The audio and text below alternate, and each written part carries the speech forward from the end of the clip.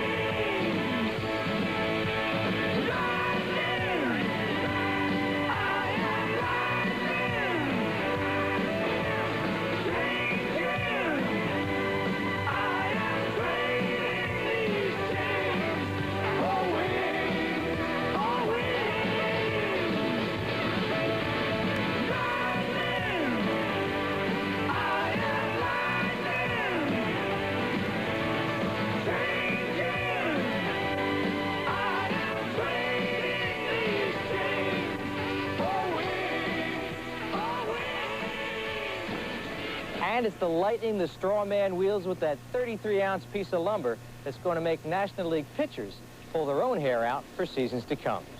Now let's go back inside to Ralph. Just seems to keep on growing. The Mets do it again tonight. At least they're almost going to do it. Ninth inning right now. There's nobody out. They lead 4-1 despite 2 rain delays. Again, 4-1 over Montreal. And Montreal and Philadelphia, if this game stands, would have the distinction of sharing second place in the East, exactly 17.5 games behind the Mets. A few highlights for you. And here's the scare in the third inning. Tom Nieto, fly ball right field. Darryl Strawberry, the dive, doesn't make the catch. Nieto all the way around for a triple. And Straw, as you recall, injured his right thumb and missed several weeks last year, shaking that same thumb in pain tonight. Straw forced to leave the game. The Mets tell us the injury is not serious. All right. Now, in the 5th inning, Mets up 1-0. Gary Carter, a rip to right field. This thing is heading for the wall. Wally Backman scores. Around comes Keith Hernandez, and Carter will hoof it around. Watch this head first. Lenny Dykstra slide from Carter. It's 3-0 Mets. And on the hill, you can see the rain coming down. There's Aguilera. Rick gives up just 3 hits in 7 2/3 innings. Aguilera pitching as well as anybody on the staff right now. Again, another rain delay in the 9th. It's 4-1 Mets. Other scores, you got Philadelphia big over 2 weeks last year when surgery was needed to repair the same thumb. Gary Carter made the big noise, 2 on, 2 outs in the 5th, a liner to the right field corner, chasing home both runners. Carter's first triple made it 3-0. 3 RBIs tonight for the MVP candidate. He has 76 runs batted in. It's 4-1 Mets in the 9th inning. Elsewhere, St. Louis over former Met Lee Mazzilli made his debut for the Mets AAA team at Tidewater Tides at Pawtucket, Rhode Island. Mazzilli cracked a homer in his first at-bat, a bases-empty shot over the center field fence. Yesterday, the free agent outfielder who was released by the Pirates signed with the Mets, accepted the minors rather than accept offers from the Padres and the Athletics. Maz hopes to make it back to Shea. Lee was 1 for 4 while the Tides lost 7-2. Very silent. Ripped. Fair ball inside the line. The Mets will take the lead. Hernandez scores. Danny Heap coming home, and he will score. The ball gets away, and Knight goes to third base. And the Mets lead 3-1.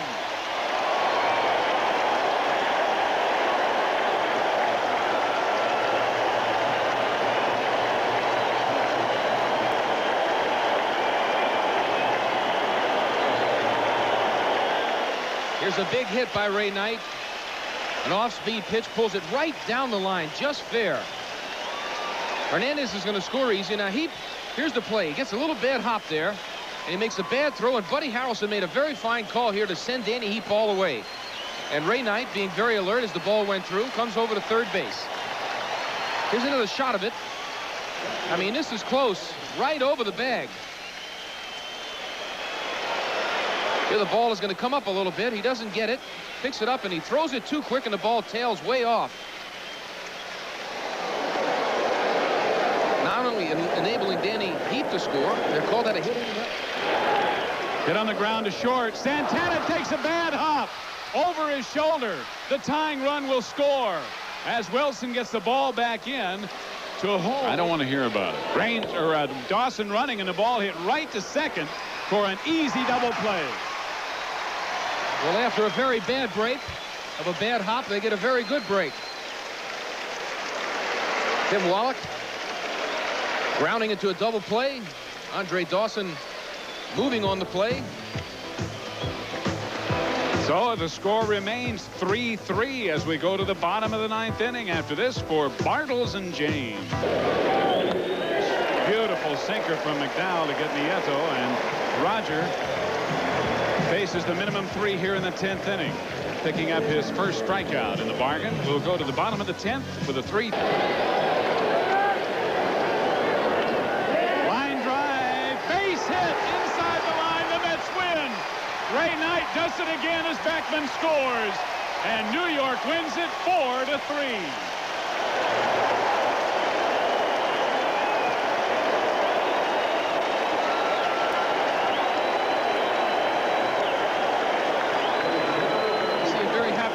Right there, especially on a getaway day, Steve. You know everybody's extremely happy right now. It wasn't the hardest ball Ray Knight's ever hit, but he's hit a bunch of hard ones they've caught.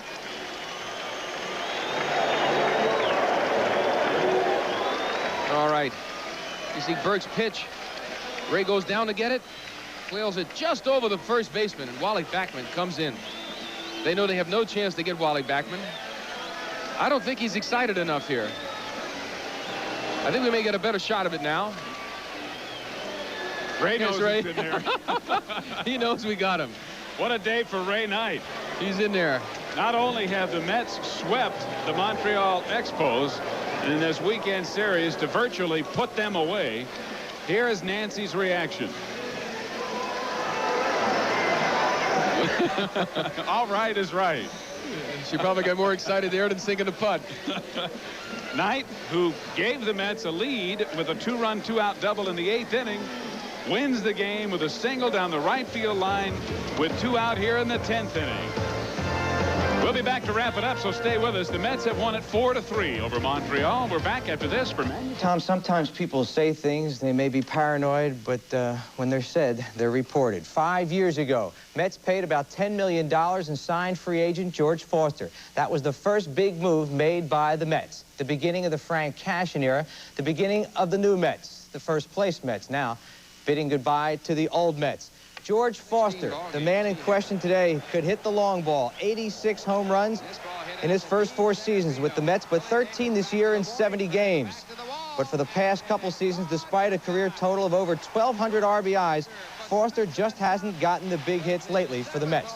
Despite his power, Foster has not been productive this year. His batting average just .228, 38 RBIs. About 10 days ago or so, manager Davey Johnson replaced Foster in left field with a platoon of a bona fide Rookie of the Year candidate in Kevin Mitchell and lefty Danny Heap. George Foster, however, now perhaps paranoid that Lee Mazzilli could replace him by September 1st, the deadline for players to be active for the playoffs. Said some things. We're going to have to find out right now what, in fact, he said. Let's go live to Davey Johnson, the manager of the Mets, and find out what's happening, Davey. Hi, Carl. How you doing? Well, you know, in regard to his statements, I'm very saddened about it and also mad at the same time. I talked to George after I learned of it when the bus got back to the hotel, and I asked him if he thought that, you know, my decisions on who I played were racially motivated, and he said, no, it's just out of context. And he didn't elaborate on it. I wanted him to clear up the matter, but he left it at that. So it's just a sad thing, and it's something that upsetting to me, thinking that I might do something like that.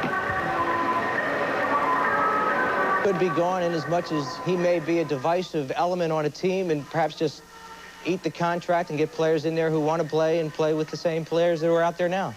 Well, you know, George has been done a great job. He's given me great effort the last 3 years, and I like him very much personally. And for this to come up, it's a shock and saddening to me, and it's something I can't condone and I can't have. Okay. This is a close team, Davey. You've lost a couple of games, but as we take a look at a piece of videotape from Sunday's game when Ray Knight got the winning hit, you can see people coming out of the dugout, everybody happy, everybody excited. I would think you want to keep that kind of a situation, a harmonious situation going. Well, there's no doubt about it. I don't care who the individual is. I always try to do what's best for each individual and help them in any way I can. And we have to pull together to win this thing, and it's not over yet, and I want to keep what we have here. Davey, one final question. Is, in fact, George gone? I know Gene Cohn has been on the phone a good portion of the morning with Frank Cashen, the general manager. By the end of the day, is it conceivable that George Foster will no longer be a New York Met?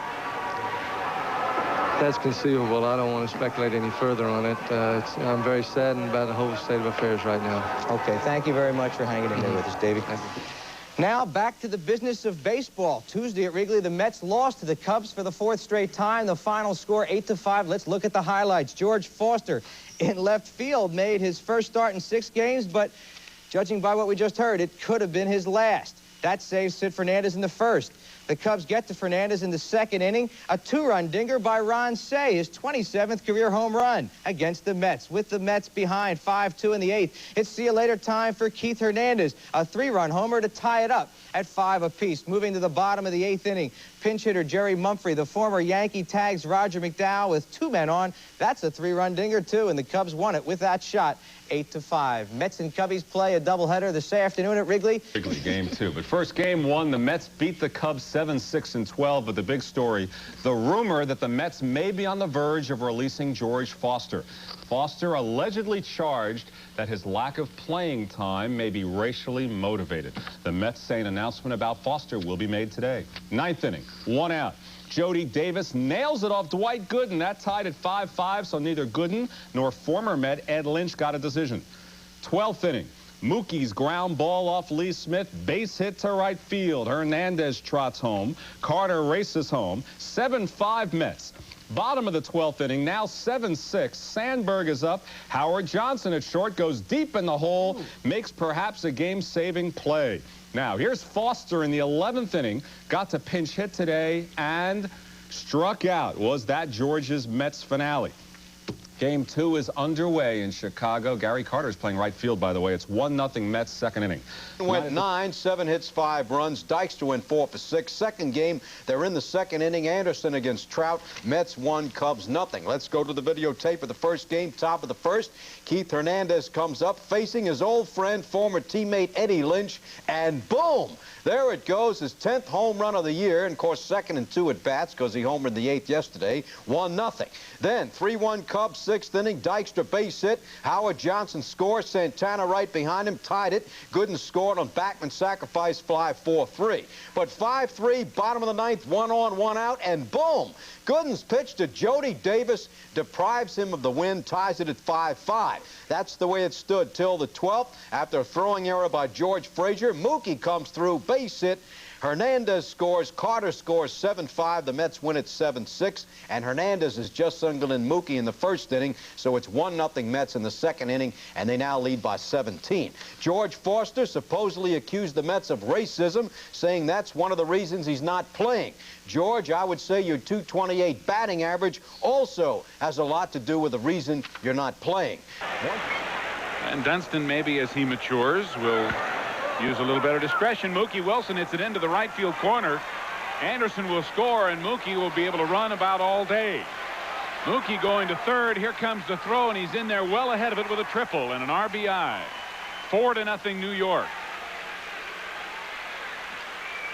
He's had a marvelous career, has just announced his retirement, and it's effective immediately. Gary Carter hits one out of Wrigley Field. A 2-run home run for Carter, who has now driven in 3 runs in this ball game. And it hit between a couple of buses out there, retrieved by that young man. As souvenirs, as they often do, have been flying out of here.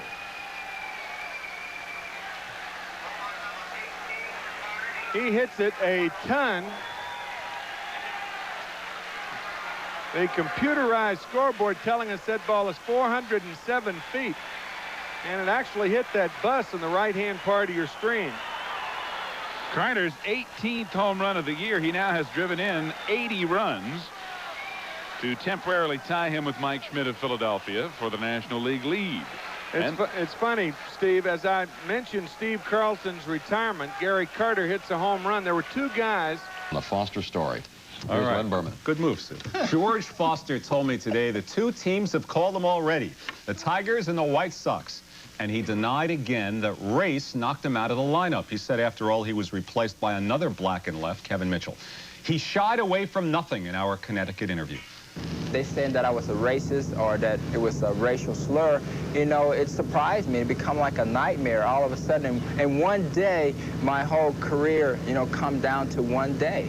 I was judged on what was misquoted in the newspaper. In your heart, if George Foster were white, same numbers, you're starting to smile. Would you have been released? That, I don't know. You have to ask the ball club on that. I can't talk for them. How would you like to be playing for the Detroit Tigers, Sparky Anderson, your old manager? You come back and you beat the Mets in the World Series. Yeah, and be the MVP, all right. That'd be great. Revenge? Somewhat. If you had to sum up your Mets career in a word, what would it be? A dream that didn't come true. And he told me he was hurt by anonymous teammate criticism. He said he wants to play 5 more years till age 42 and maybe hit 500 career home runs. Now, his old team won the suspended game in Chicago, then won the regular game. The Mets now lead by 17.5 games. First, the suspended game. Here was the key play in the 9th on a bunt. It was ruled fair.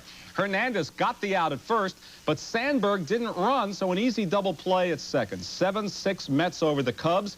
They're ticketing Sandberg's car out there because he didn't run. In the regular game, here is Gary Carter, and a 3-run homer in the 4th inning. His 19th, his 83 runs batted in leads the league. And how about Rick Aguilera on the mound? Another complete game for him. After he is 0-3, he comes back and wins 6 in a row. Ends it on a strikeout. Mets win the regular game 12-3. Lee Mazzilli, back in a Mets uniform today, did not play. And he didn't get back his old number 16 that he used to wear. Somebody named Gooden had that on his back. So he took number 13 instead. Yankees and teammates from successfully doing their jobs as they beat on the Cubs once again. The second batter in the suspended game, Howard Johnson, off his ex-Tiger teammate Dave Gumpert, drove a solo shot through the wind to make it 7-4, this being the 8th inning carried over from last night. Then, bottom of 9, 7-6 Mets, tying run on, none out. Bob Dernier bunts. Keith Hernandez in fair territory touches it, so it's fair no matter what, and the Mets turn it into a double play. Tuffle to Santana. They hold him off, winning the doubleheader begun yesterday by identical 7-6 scores.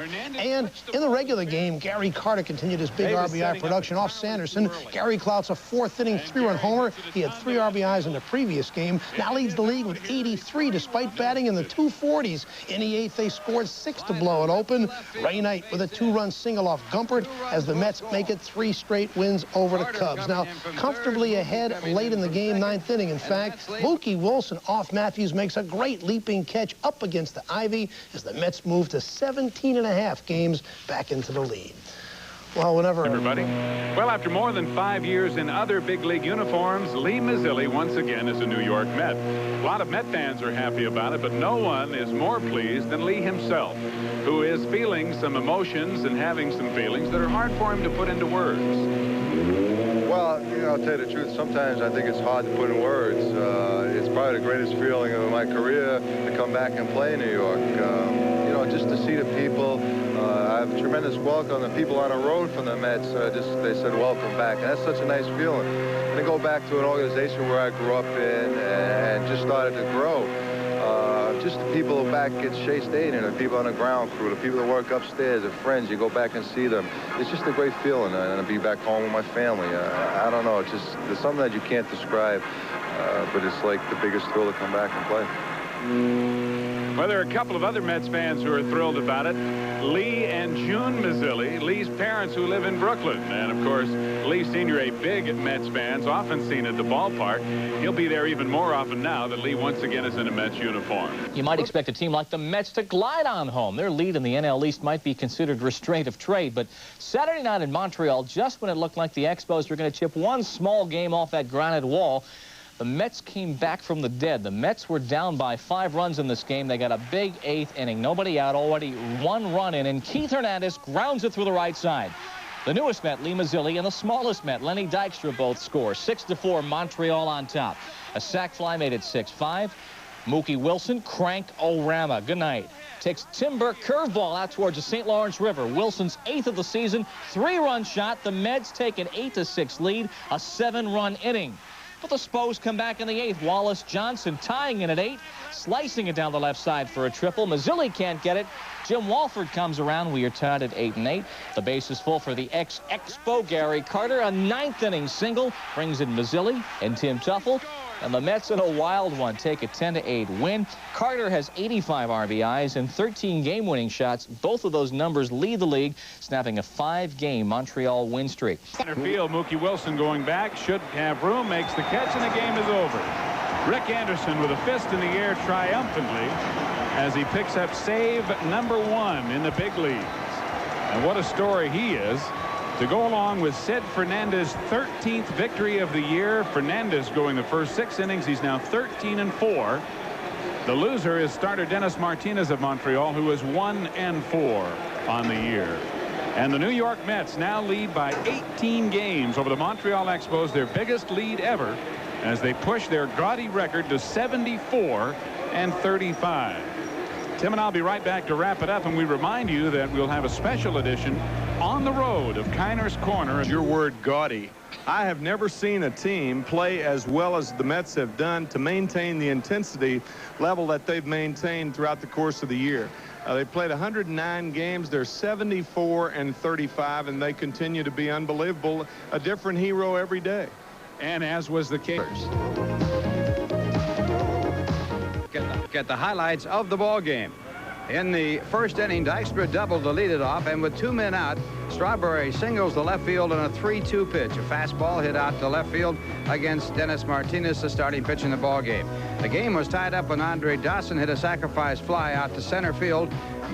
And on the play, Mitch Webster, who had tripled, comes in to score, and it's tied at 1-1 with Webster crossing home plate. In the bottom of the 4th inning, Montreal took the lead as Vance Law hit a home run over the left field fence off the starter for the New York Mets. Sid Fernandez said the winning pitcher in the ball game. For Vance Law, it was his 4th home run of the year, and it came with 2 out, and it put the Montreal Expos up by a score of 2-1.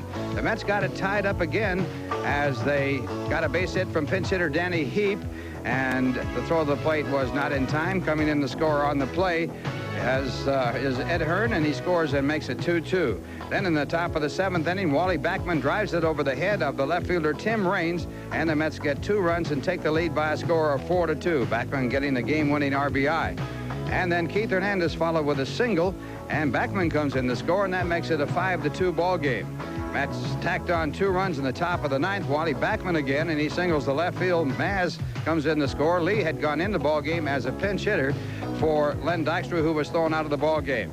And then Ray Knight singles the left field. Strawberry scores. That makes it 7-2, and Anderson picks up his... Get some help from the Tigers today. A while back this season, the Mets were talking about maybe having 4 20-game winners on their staff. Well, now it looks like there might be just 1. Sid Fernandez won his 13th today. The Mets take 2 out of 3 in Montreal. Fernandez was losing this game in the 7th, but the Mets scored 4 times to take the lead for good. Wally Backman's double scores Heap and Dykstra and gave the Mets a 4-2 lead.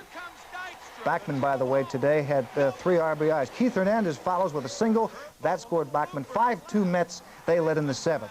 Okay, in the 9th, still 5-2. Dykstra batting now, and that's called a swinging strike, and Dykstra doesn't believe it. He's really going at it with Greg Bonham. Sure does not look like a swing to me either. Lenny says 1 too many whatevers, and Bonham throws him out of the game. That's the first time, by the way, in his career.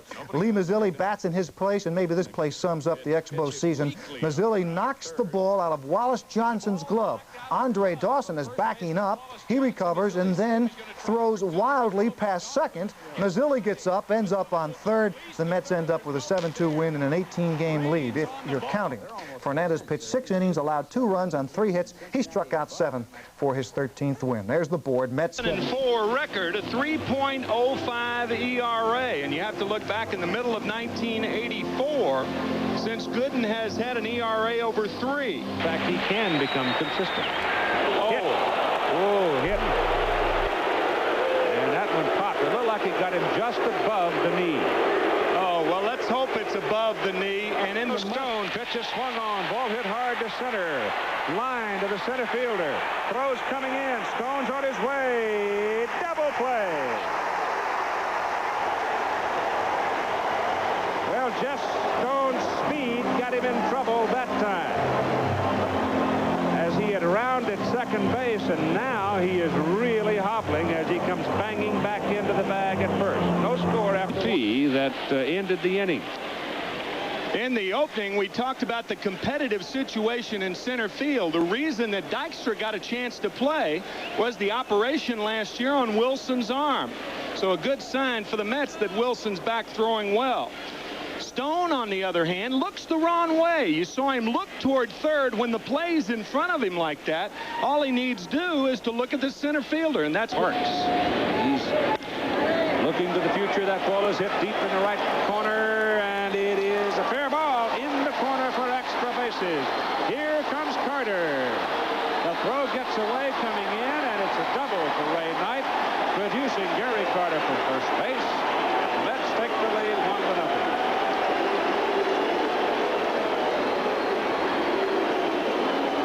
Had to box that thing around out there for a while. It took a long time to get a hold of it. Yeah, it short hopped the fence, and that's unusual for Wilson, as you see Knight take Carmen the other way.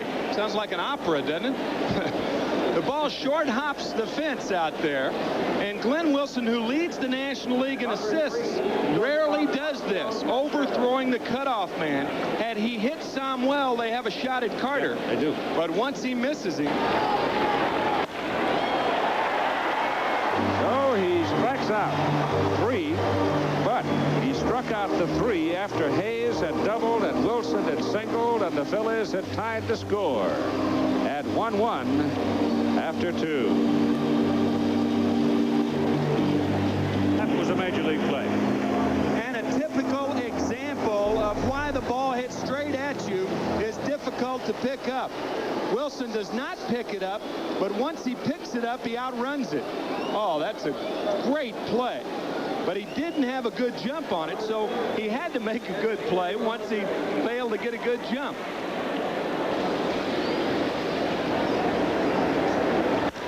Ball is hit to center. Renicky on his horse. Can't get it. Off the wall. Rounding third and coming home is Mitchell, and the Mets lead it 2-1. Double for Ray Knight.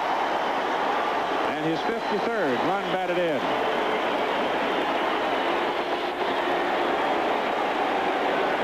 Well, I'll tell you, the second double for Ray Knight.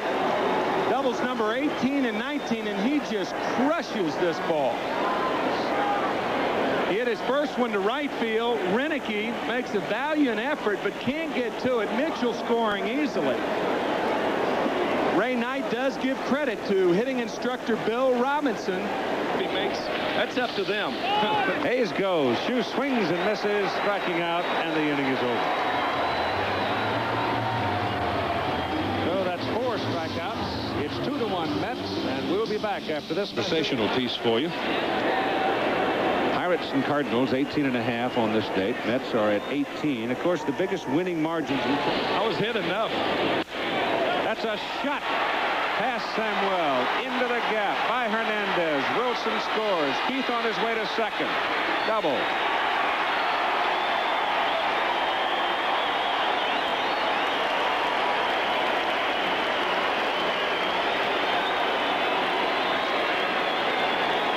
RBI number 57 for Keith Hernandez. I'll tell you, what about the play that Glenn Wilson makes on this line drive? The thing about the rug, if you hit one in the seam, you can run forever. And this is hit right in the gap. Watch Glenn Wilson dive and jump on this ball like he's catching a muskrat in a box. That's exactly right. That was really a fine play by Wilson. Gary Carter hits it to center. Deep. Way back. Off the wall. Here comes Hernandez. Double. Carter.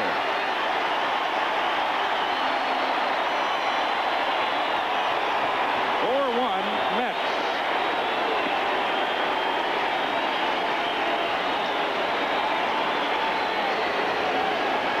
So back-to-back ringing doubles by the Mets.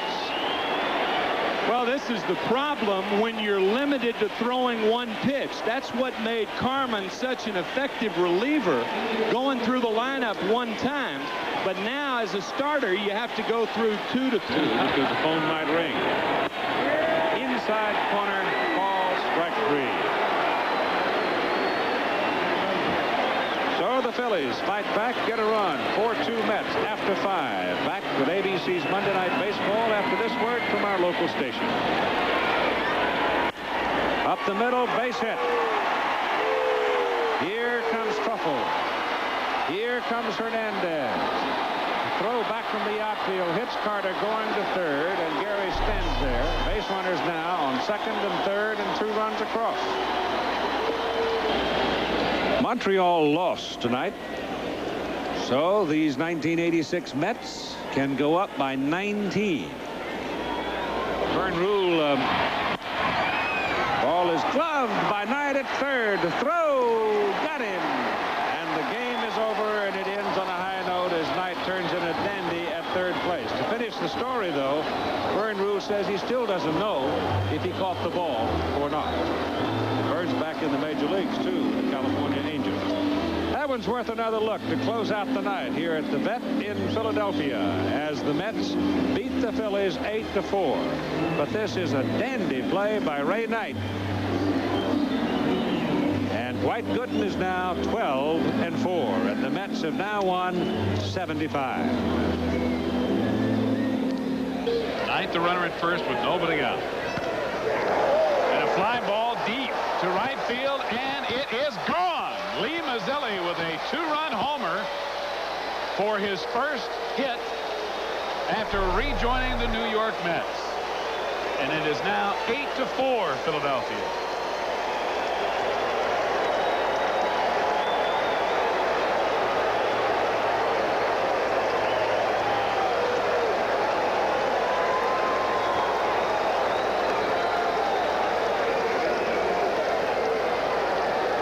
gets his second home run of the year, and as Dave pointed out, he gets his first hit as a Met here since his return to the Mets, and there was no doubt about it. Zilli driving that ball way over the right field fence, and the Mets get 2 runs back, and they're now only trailing by 4 with no one out here in the top of the 9th. 1 the count. This ball hit deep to left. It's way back. It is gone. Goodbye. The Mets take the lead 3-2.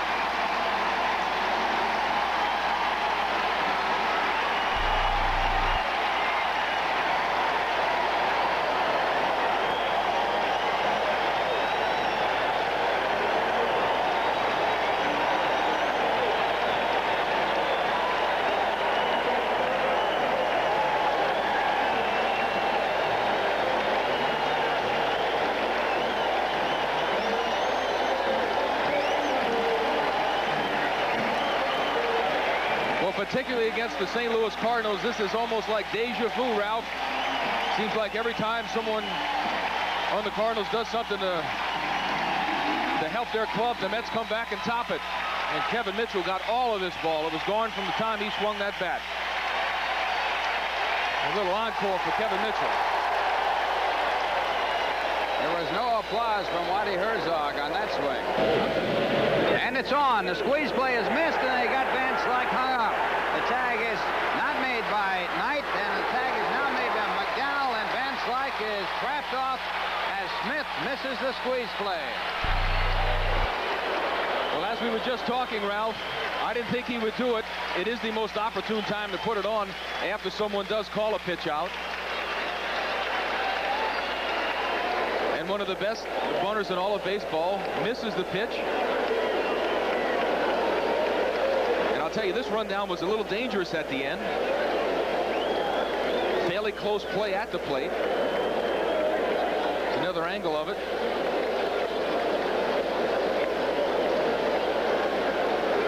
Fairly close, but Van Slyke's out at the plate. There are men on second and third. There are 2 out. And the pitch. Chopped out to third, and Ray Knight has a tough play. Can he get it there in time? And he does. So the Mets survive the bases-loaded situation with only 1 run scoring on a total of 2 hits, a walk, and an error, and 2 men left on base. And the score at the end of 8.5 innings, it's the Cardinals 3, the New York Mets 3. The slider hit down the first base side. A fair ball. Santana moving to first and now trying for second. The throw by Landrum not in time. And Santana with a leadoff double here in the bottom of the 9th inning.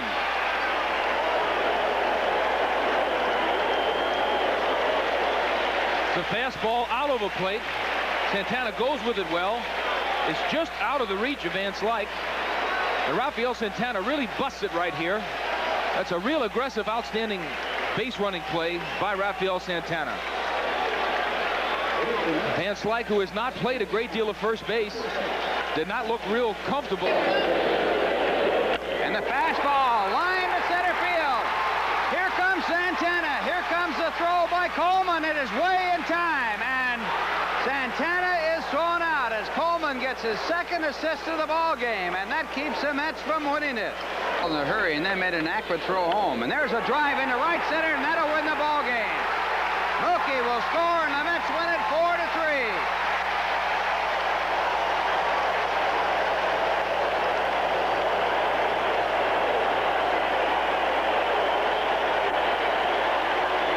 What a night for Kevin Mitchell. What a big hit. 2 big hits back-to-back for Kevin Mitchell. And a very dejected St. Louis ball club walking off the field. And a very excited New York Met club going into their dugout. Kevin Mitchell with a base hit with 2 men out. He had tied the ball game and put the Mets up with a 2-run home run in the 7th.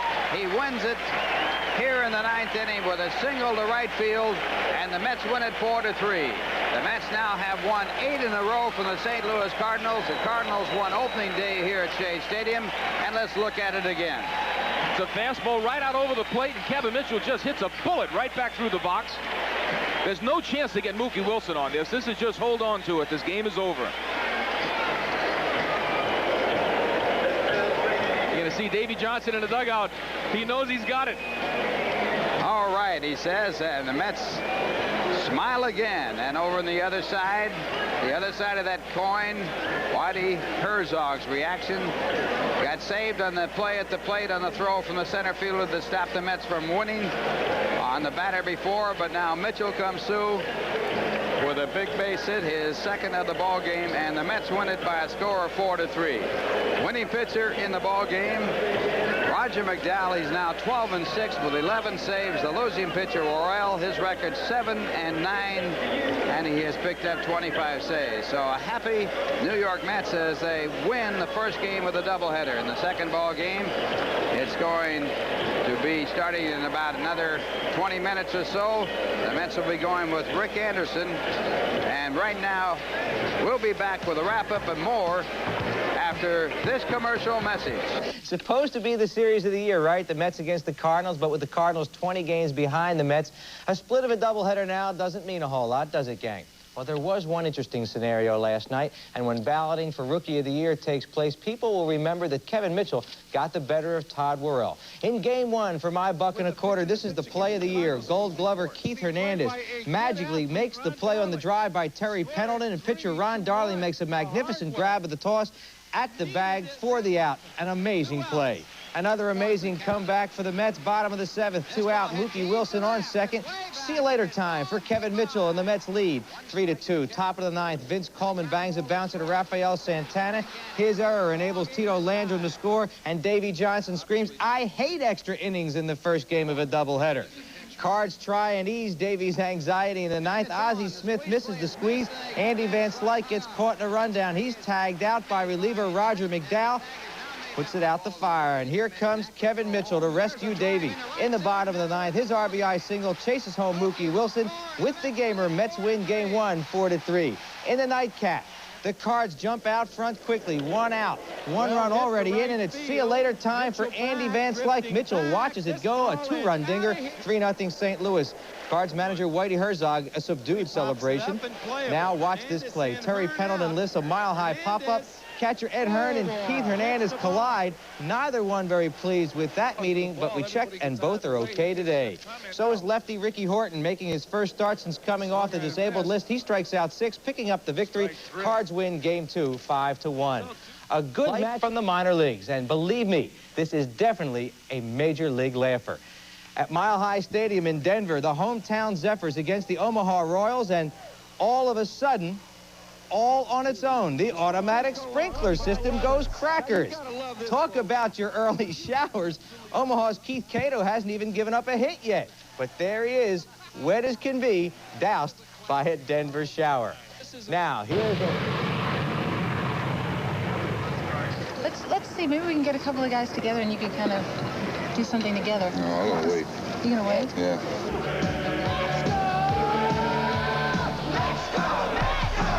We got the teamwork to make the dream work. Let's go. Let's go, Mets. Yeah, if I had time today, I was going to give me a big old cream pie, so next couple days could be interesting for somebody out here.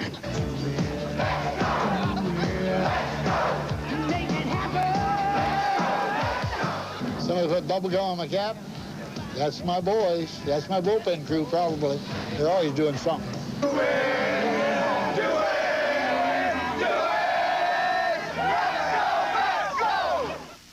Those fellows should not quit the day job. Today, waived by the Mets last week, signed by Chicago today, and in uniform tonight. First at bat for Chicago as the starting left fielder, you got it, home run for George Foster, first time up for Chicago. Scoreboard, American League, tonight at Chase, Sid Fernandez for the Mets, Bob Force for the Cardinals. Neither, though, around when it was all over. They won extra innings where the Cards won it in 10, final 4-2. 1-0 early. Mets pitcher Bob Ojeda did not get a baldy haircut, but he did go for the ear job. Game is 1-0 Cards early. Watch left fielder Tom Lawless go after Rafael Santana's fly. Nice catch right there in left field. All right, still 1-0. Now watch Johnny Morris in right field. He's from Long Island in Seton Hall, at the wall, up and makes the catch. That robs Howard Johnson. It's still 1-1 now as we go to the 10th inning. And there's Morris up to bat. 2 guys on, 3 guys on. This is a single that drives in 2, and then a throwing error for 3 off of Jesse Orozco. 4-2, the final score. In the National League, St. Louis. The crews were out at Shea Stadium today filming a music video by the New York Mets. With a wide late-season lead, you can't blame the Mets for singing out loud, but here's a bit of what their song will sound like. Let's go, let's go! We got the teamwork to make the dream work. Let's go! Let's go, Mets! We're gonna make it this time. We're gonna take it home. Let's go! Let's go, Mets! Let's go! Let's go! Make it happen! Let's go! Where there's a... All right, like the Olympics, Michelle, what are you going to give them? I don't know. You know, I love them so much. I can't say anything bad about them. I hope they dance better than they sing, though. Anyway, does music around the major leagues. Former Met George Foster, picked up by the White Sox yesterday, enjoyed his American League debut last night by hitting one out, leading off the 4th inning. George going 2 for 4, but the White Sox lost to the Brewers 4-3. George receiving a rousing standing ovation and made his first American League curtain call. Last night. Got him.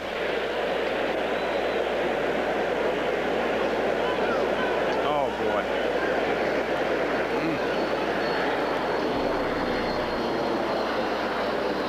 Well, there's not a whole lot you can say here. He just sort of sit here and hope that the helmet took the blow. That's really all you hope for. Let's look at it again. It's right at Hurdle's head, and he doesn't make a move to turn out of the way. He just ducks down into the ball and hit him on the side of the helmet. So that's one good thing, if you can call any of this good. It did hit the helmet. And Hurdle now conscious. I don't know if he lost consciousness. Cut his forehead, as you see that cut across the top of his forehead as it was knocked around. It stayed on his head. That helmet very sharp, of course. But the defense has been superb. This ball well hit left field. Kurt Ford back, home run Mazzilli. And look at Greg Matthews slamming his glove to the mound.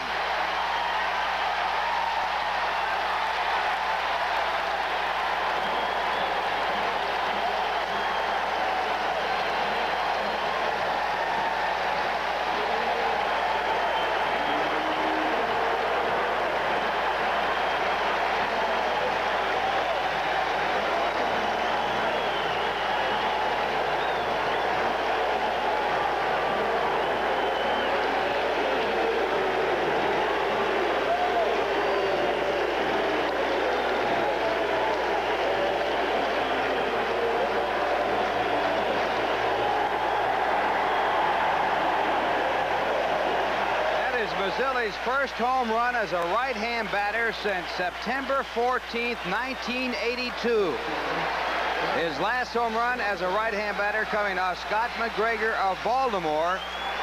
And this is the second time in 2 days that he has tied up a ball game with a base hit. And Matthews just beaten. And Dwight Gooden going after win number 13, but 13 turned out to be unlucky for Gooden and for Gary Carter, who'll be out of action for a while with an injured thumb. Keith Hernandez got the day off, and Gary Carter started at first base. Top of the 3rd inning, Mike Lavalier grounds to Carter, who fields the ball, throws on to second with the force-out Clint Hurdle, and Lavalier beating the relay to first. Carter would stay in the game for the rest of the inning, but the replay shows that Carter jammed his left thumb making the play. He has a partially torn ligament. It's on the 15-day disabled list. Carter wasn't the only player to go to Roosevelt Hospital. Dwight Gooden fastball nails Hurdle square on the batting helmet. Took him to the hospital. He had x-rays. They have released him. It looks like he will be okay. After Hurdle's replacement, Vince Coleman stole second for his 85th steal of the season. Lavalier ripped the ball to right center field. Coleman scoring easily on the double, and the Cards led by the score of 1-0. Now, while this is going on, St. Louis starter Greg Matthews just 2 outs away from his first career shutout. New York had been shut out only once this year, and it wasn't going to happen today. Lee Mazzilli, who had replaced Carter, homers to left field, his first homer from the right side since July of '82. We're tied up at 1 apiece, and we go to extra innings. Still 1-1 in the top of the 11th. John Morris rips Roger McDowell's offering down the right field line. Terry Pendleton comes in to score from second field as Morris ends up with the triple. He then scored on a fielder's choice, and the Cards led by the score of 3-1. Bottom of the 11th, Darryl Strawberry representing the winning run, but Todd Worrell gets Strawberry looking. And that was the final out of the ball game. The Cards hold off the Mets in 11, the final 3-1. Matthews with the win, Todd Worrell with the save number 27 on the season as he adds to his Major League rookie record, and Roger McDowell taking the loss. Now, as from the play, the Mets come up with a 1-0 lead in the ballgame. First time they have led in this series. And now here is the home run by Danny Heap. Danny picking up a home run right here off the starter, Danny Cox. Darryl Strawberry, who had walked, scores in front, and Danny Heap comes up with a big home run for the Mets, putting them up by a score of 3-2. Danny getting his 4th home run of the season. In the top of the 5th inning, John Morris hits this one off the glove of Keith Hernandez. It bounces out in the shallow right field, and on the play, 2-run score. Gibbons gets knocked away as Lake comes in to score, and that made it a 3-2 ball game. Now Darryl Strawberry hits a line shot to center field, and out there is Coleman. He drops the ball. And with Coleman dropping the ball in center field, Randy Neiman comes in to score, and it makes it 4-2. Neiman getting a base hit to get on base, and it was his first hit this year. Now Danny Heap once again as Danny singles down the left field line, make it a double down the left field line, scoring Wally Backman, and the Mets now lead by a score of 5-2. On the play, Landrum in left field injured his ankle but stayed in the ball game. So Strawberry on second base as the base hit makes it a 5-2 ball game. In the bottom of the 6th inning, Tim Tuffle batting for the pitcher Randy Neiman. It's a long home run to left center field. It's a pinch hit home run. His second pinch hit home run this season. His first was a pinch hit home run in extra innings, a grand slammer.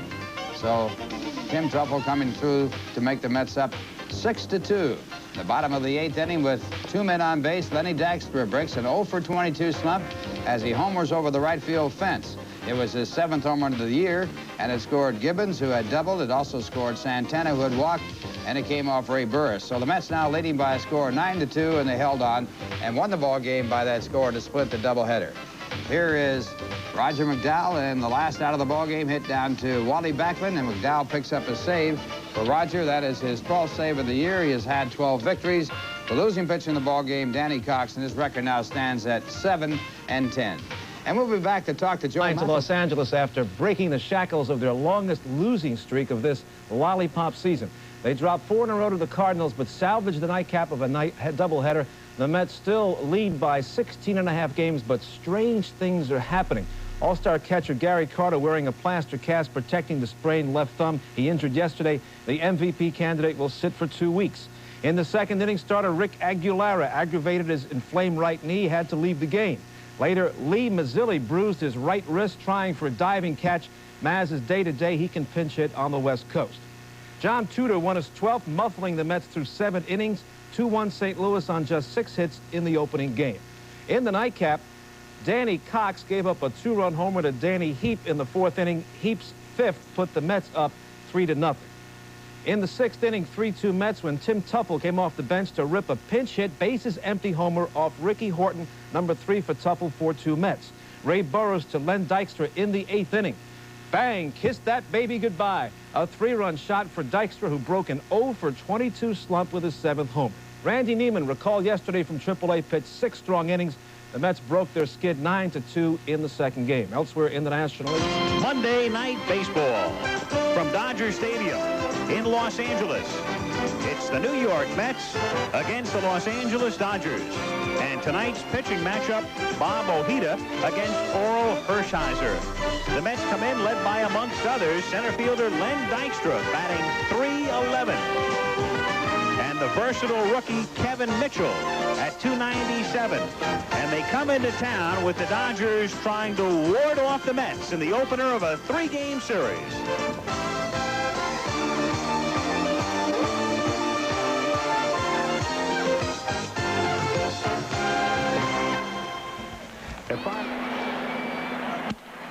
That's a broken bat fly ball to right field, and it's Williams, who looked like he was about ready to make the catch, backing off, and a base hit scores Backman. And there's a break in more ways than one. Figuratively, rundown. Santana to Johnson, and Johnson makes the tag, and they throw to first and get a double play. And so a bunt, and Cabell gets caught between second and third, and the Dodgers, who make a lot of errors on defense, make a few as well base running, and Lasorda ready to head for the runway. Well, watch Bobby Ojeda react. This is not a good bunt. And who said you have to make one throw in a rundown play? Earl Weaver said it. Yeah, well, here's a new twist to this. What you do is you bait the guy who hit the ball or to get him to round the bag too far for the double play. That went 1-5-6-5-3. Now, that's what Branch Rickey meant by that one throw. You don't make one throw, you make three throws. Absolutely. Hits it out of here. Keith Hernandez going the other way for his 11th home run of the season. And again, keep in mind what we said earlier about Hershiser and the frugalness of Worrell when it comes to giving up home runs. Never 2 in a game. Davy Johnson ought to be all smiles. You know, Jim, I have never seen Keith Hernandez hit a ball out, and this is about 12 years, to left field under normal conditions. I've seen him hit balls out at Wrigley Field in Chicago with the wind blowing out to left, never under normal conditions in a uniform ballpark like this is. Here on a changeup, Saxon. This is why he's hitting 322. He just goes with it, and then, as we talked about, defense can sometimes save you, and he does. And interesting, very similar to the play preparing for the playoffs, which is more important. Base hit into right field, and Backman will come in to score, and what might have been a close play becomes academic as it's juggled by Williams. So Hernandez with a single. They will give him an RBI and no error on the play, on the bobble, and it's 3-0 as Keith drives in his second run of the night and his 59th of the year. This is the first time in the 52 innings that Hershiser has worked against the Mets that the Mets have scored 3 earned runs in a ball game. And here it is. Dodger bullpen gets busy. Strawberry drives it to deep left center field, and that one is out of here. And for the first time in his career, 2 homers in a game off Hershiser.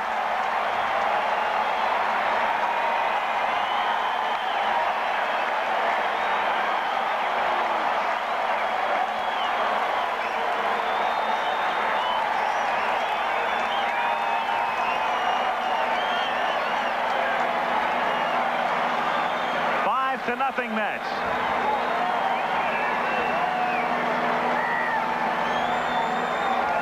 Both home runs tonight have been on fastballs up and away, and we talked about Hershiser being a sinker baller. You can see for yourself this is not a sinker. You got to give Strawberry credit. Almost hits it with one hand, and of course this is, if you were down in at the All-Star game and you saw the home run exhibition he put on in batting lies practice. with the hitter. And the hitter, Gonzalez, fails to make contact, and Ed Hearn takes advantage. Fine throw by Ed Hearn. Fine throw. Dodgers botch another hit and run.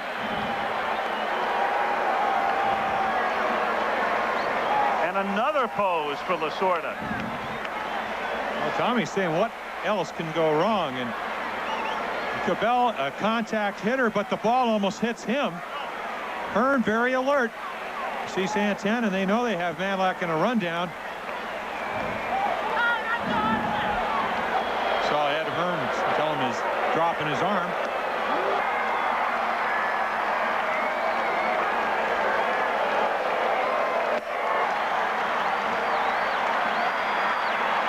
To Trevino, got him swinging. And the Dodgers in 7 innings have left 9 men on base. And at the end of 7, the Dodgers before grounded to Santana, doubles to Backman on the first, double play.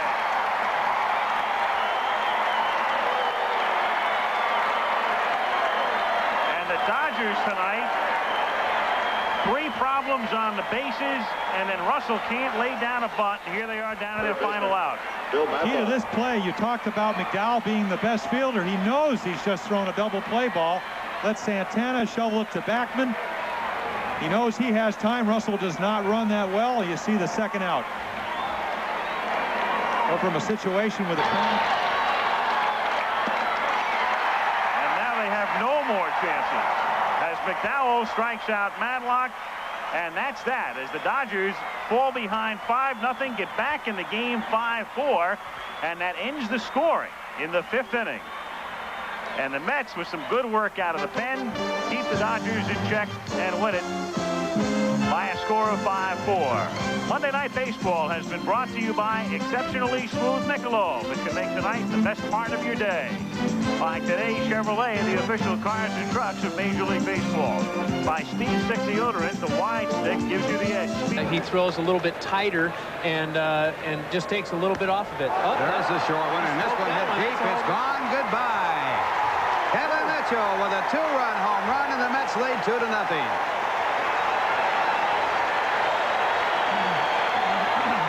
Well, I guess you could say that the short one went a long way.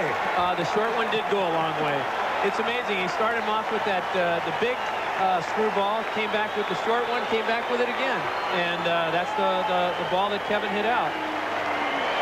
So Mitchell coming up with his 11th home run of the year. He had 9 at Tidewater last year, and he has 32nd and 33rd RBI. Yep, that's exactly what it was. Another screwball that was out over the plate. Kevin hit it a long way. He told me to say an extra prayer for him tonight because he's playing third base. So I just said it first. So you got the middle of the diamond wide open. Yep, right there. Look, he didn't field that one. Found the seam, didn't he? Found the seam. Right here, the third baseman in 2. Again, the runners in motion, and a drive to right, a base hit. 1 run scores, and another. And the Mets lead 4-0. Mookie down to second, and he beats the throw. So Mookie on the 3-2 pitch drives in 2 big runs for the Mets. I'll tell you, regardless of what happens on this play, Davey Johnson's probably holding his breath with Darling coming into Scioscia. That's exactly right. And Scioscia was doing everything possible to try and break Ronnie's path. Is he the toughest catcher at blocking the plate that you've seen? There's no question. He really just gives his body to the plate, and he's hit .356. Grounds this one to Darling. Could be 2 to Santana. Nice turn. Nice pick by Hernandez. 2 out here in the 5th. Boy, that was nicely turned. And that was not a routine double play ball. It's not that sharply hit. You see Darling wait for it. Santana getting out of the way of Madlock, and Hernandez with that great glove softening it as he gives with the ball. Watch the throw now, and you'll get a real good view of it right here. It hits in the dirt. Now watch Keith come up with it, just cushioning that ball into the glove. Well hit left field. Going to be over the head of Matuzik and against the wall. Darling's going to have a double, his 2nd of the year. You talk about putting a charge in one.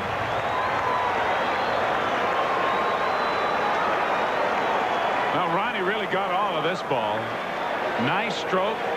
Center fielder Matuzik is surprised as anybody as he was playing shallow in left field. And now the ball hits and goes right between his legs.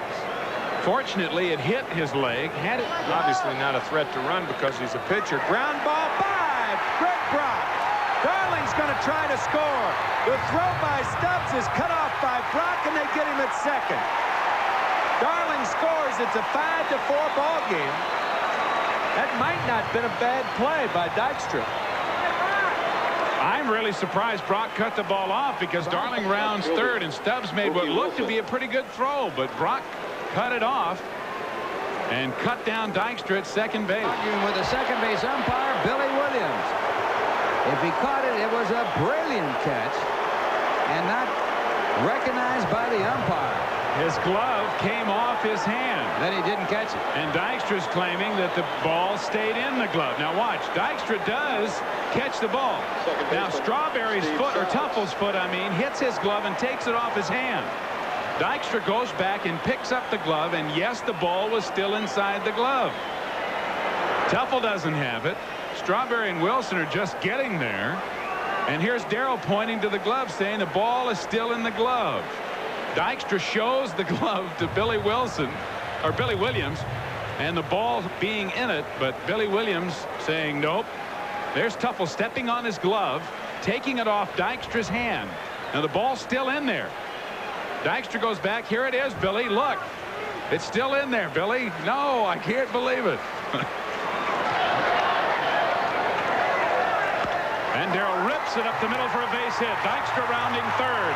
He will score. Mitchell going to third and being held there as Strawberry drives in his 66th run of the year to give the Mets some insurance here in the ninth. It's 6-4 New York. 9-41. Grounded to third. Mitchell has to wait for the hop, but guns him out, and the game is over. Roger McDowell retires the last 5 in a row in a 1-2-3 bottom of the ninth inning to pick up his 14th save of the year.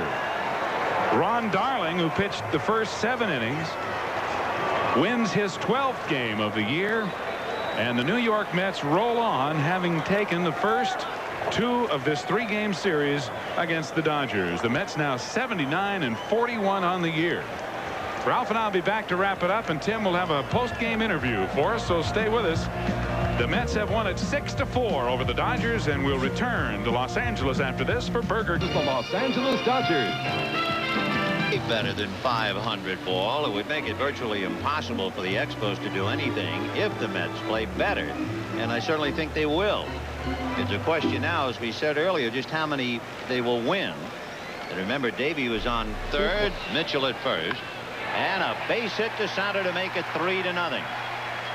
All year long, Knight has been a big hitter with men in scoring position, and it continues for him in the late innings. There's a shot into left field for a base hit. And here comes Kevin Mitchell, cut off by Madlock over to Russell. And they've got Knight hung up, and it'll be Sachs tagging him out. Line drive into right field. In comes Fernandez. In comes Wilson. Tuffle to third. 6-0 Mets. With a string of deuces on the scoreboard.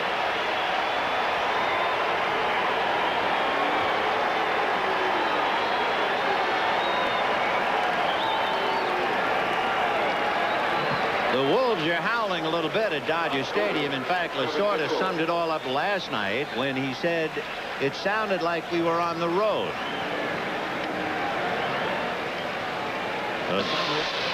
And if you're thinking about a home run, Orozco has allowed only 4. Make it 5.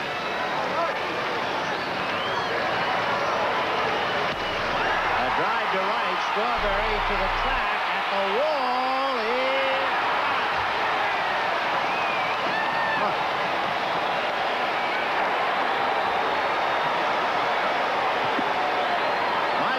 like the rest of the Dodgers, thoroughly frustrated, and Darryl Strawberry and the New York Mets delighted as the Mets win it 7-5.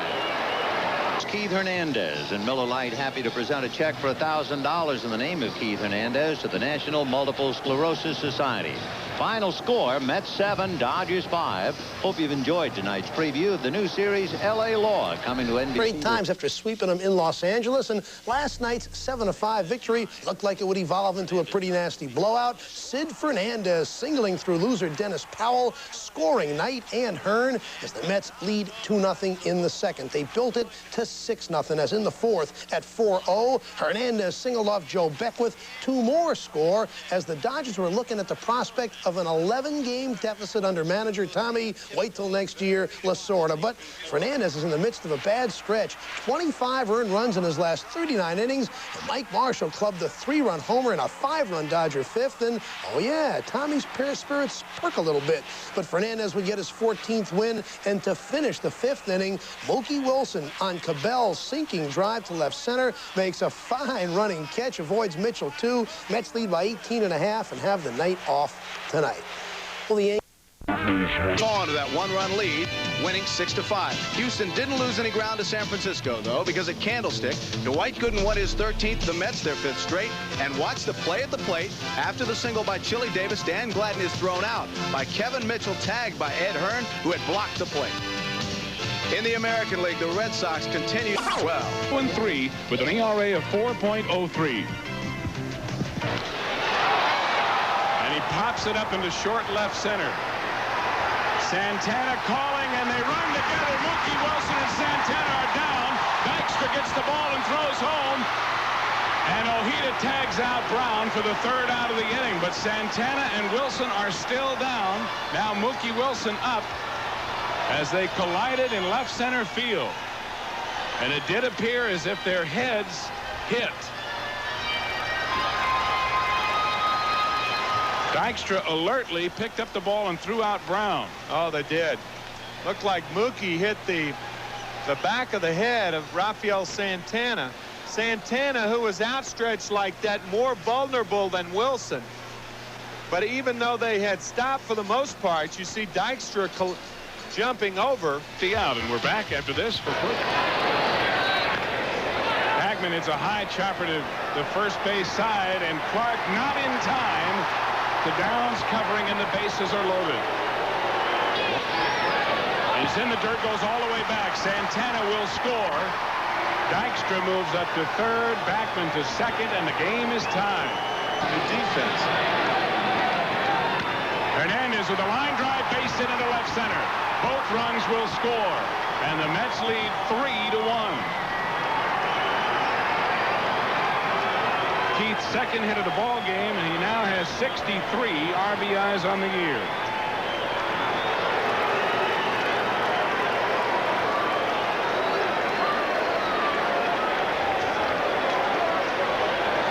And here comes Roger Craig to make the change with Strawberry, the next hitter.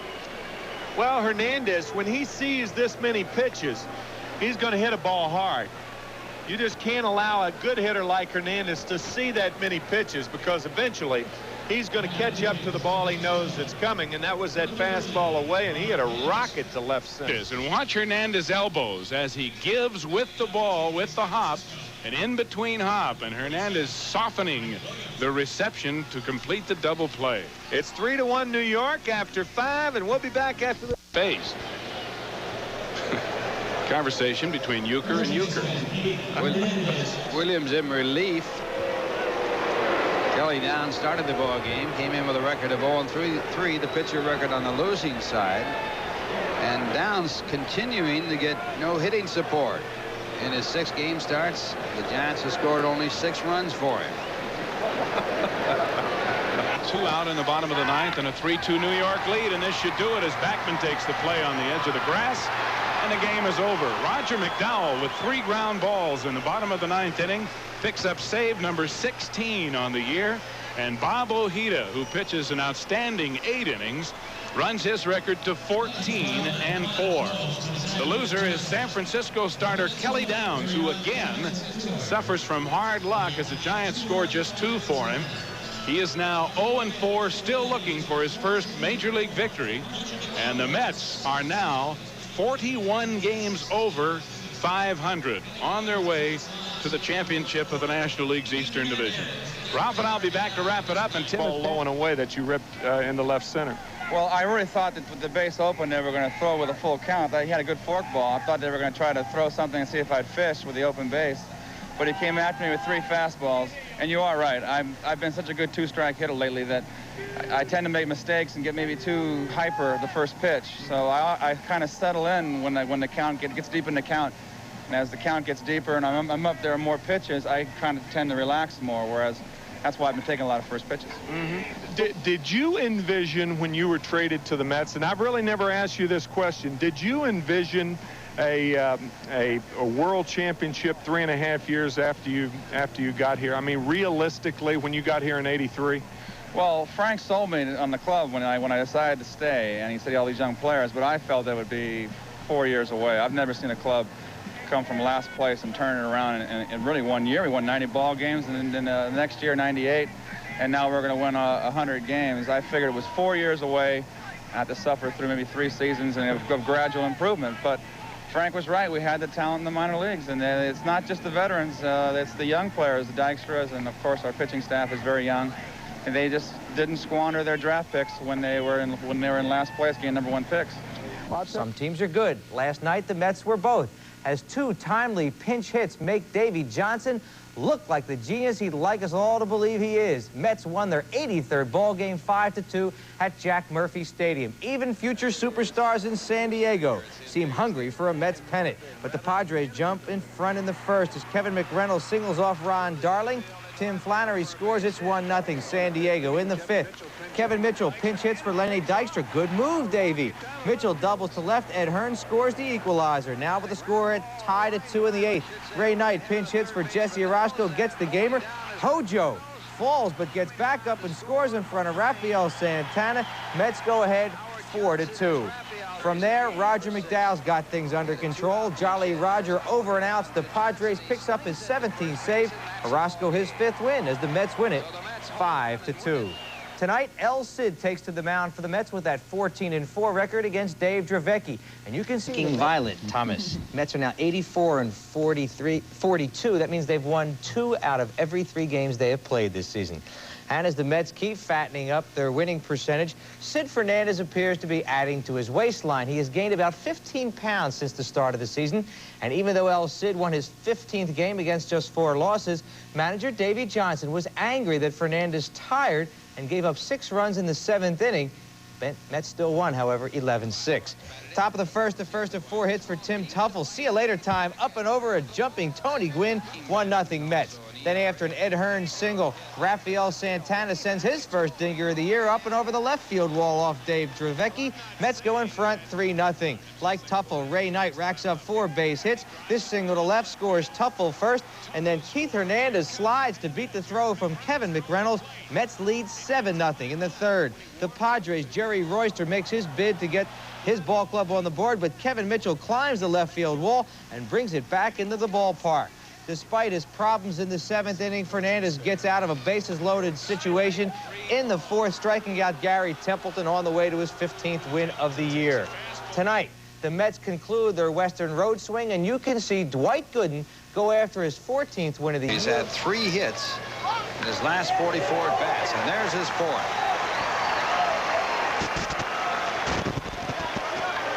So Dykstra at first base with 1 out and the batter Wally back. Over you.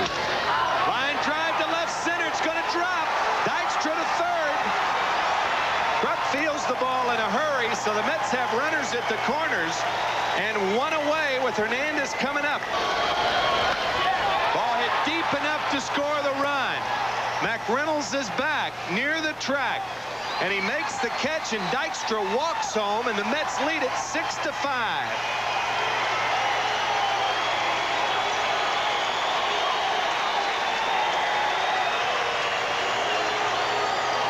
Keith Hernandez picks up a RBI here with his sacrifice fly, his 65th run batted in, and there's no question about Dykstra scoring. He can waltz in.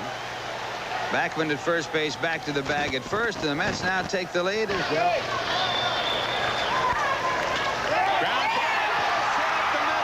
Templeton's coming around to score. Flannery to second. The throw out at home. He's out at home. The throw to 3rd. Out at 3rd. The Mets win it 6-5. What a double play. Just your routine double play. Well, right here, Len Dykstra in center field does a fantastic job. And it saves the ball game. Flannery hits it up the middle. Dykstra charges the ball and gets it in close. Look at him coming on that ball. Templeton has good speed. A perfect throw to the plate. Couldn't have been any better.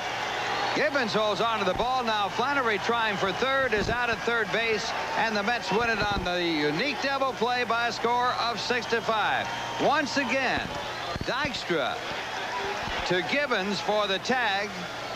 Gibbons gets up after showing the ball to the umpire, and Flannery is out as Gibbons fires it down to 3rd where Johnson makes the tag. Your basic 8-2-5 double play.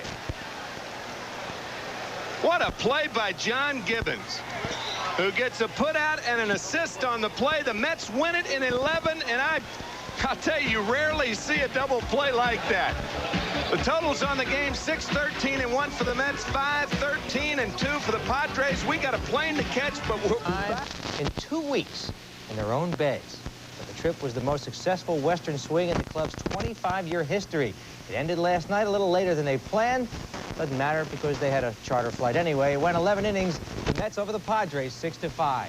East Coast, left coast, whatever town they're in. The Mets are big news these days, and they're making news. At the top of the first, bases loaded for Darryl Strawberry. He sends a screamer down the right field line. Lenny Dykstra and Wally Backman on the score. Mets lead it 2-0. After an Ed Whitson error allows another run to score, John Gibbons lifts the fly ball to right.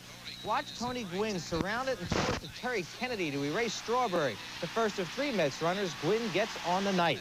But nobody's going to get this drive off the bat of Strawberry. See you later time. Junior number 19 for Darryl. It's 5-zip. Mets in command. Padres rally in the 8th. Gary Templeton's looping fly ball falls in. Steve Garvey comes in, and we're tied at 5. Mets get the tiebreaker in the 11th on a Keith Hernandez sacrifice fly. Then Tim Flannery's single looks like it's going to tie it up again. But Lenny Dykstra comes up throwing. Watch this play at the plate. Gibbons blocks the plate and holds on for the out as Flannery crashes in. Not Flannery, but Templeton. Flannery tries to go to third. Mets reliever Doug Sisk hollers at Gibbons to throw to Howard Johnson. He punches out Flannery to end the game. But we're not done. Here's that play from another angle. Dykstra's throw to Gibbons, the collision. What a great tag. He scrambles up. Gibbons throws to Hojo. And let the celebration begin. The Mets win it in San Diego 6-5 and lead the National League East by 20 full games. Yankees had the night off and actually picked up... New rock video. Let's go Mets. All right. 3 more cards left.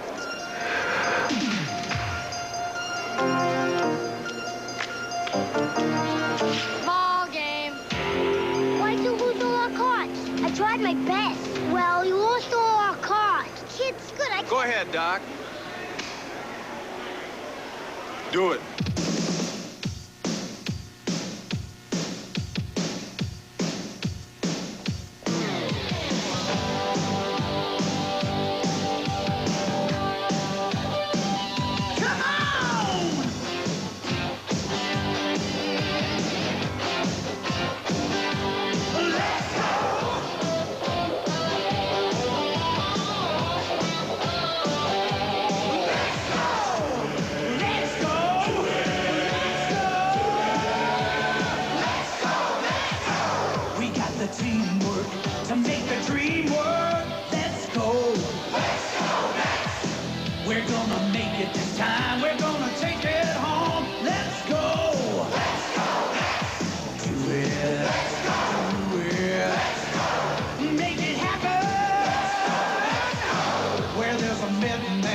You'll find a Mets fan. Let's go. Let's go, Mets. This is a Mets year for all your Mets here. Let's go. Let's go, Mets. Bring it home. Bring it home. Bring it home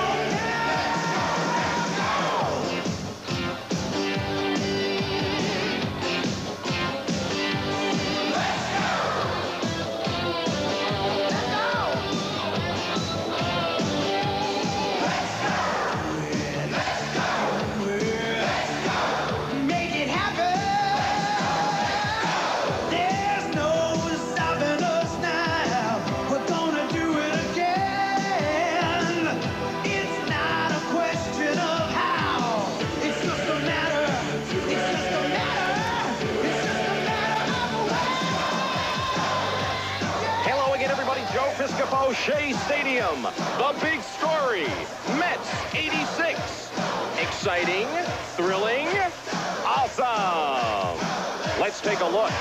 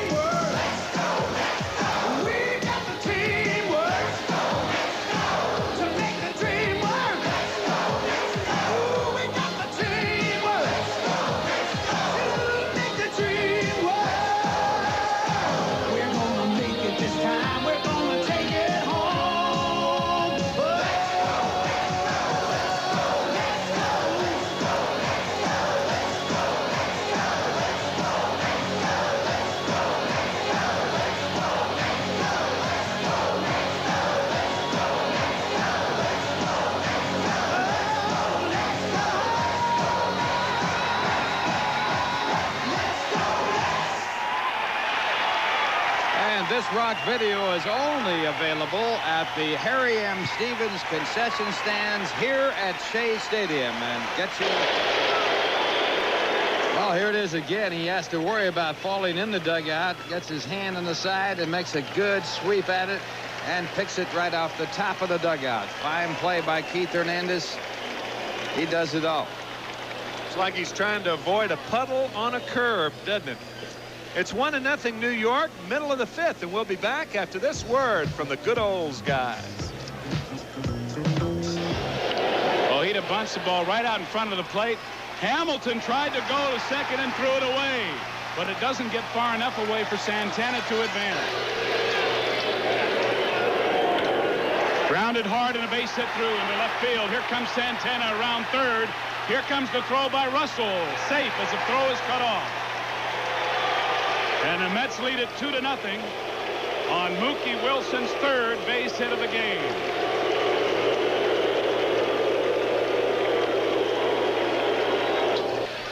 The walking Trevino, who flies to right field. Strawberry going back, and the ball game is over. Bob Ojeda and the New York Mets hang on to defeat the Los Angeles Dodgers in the first of this series 2-1. For Ojeda, his 6th complete game of the year, and his record is now 15-4. He ties Sid Fernandez for the best win-loss record on the club, and they are both tied for second in the National League behind Fernando Valenzuela, who has 16 victories. The Mets push their gaudy record to 86-42.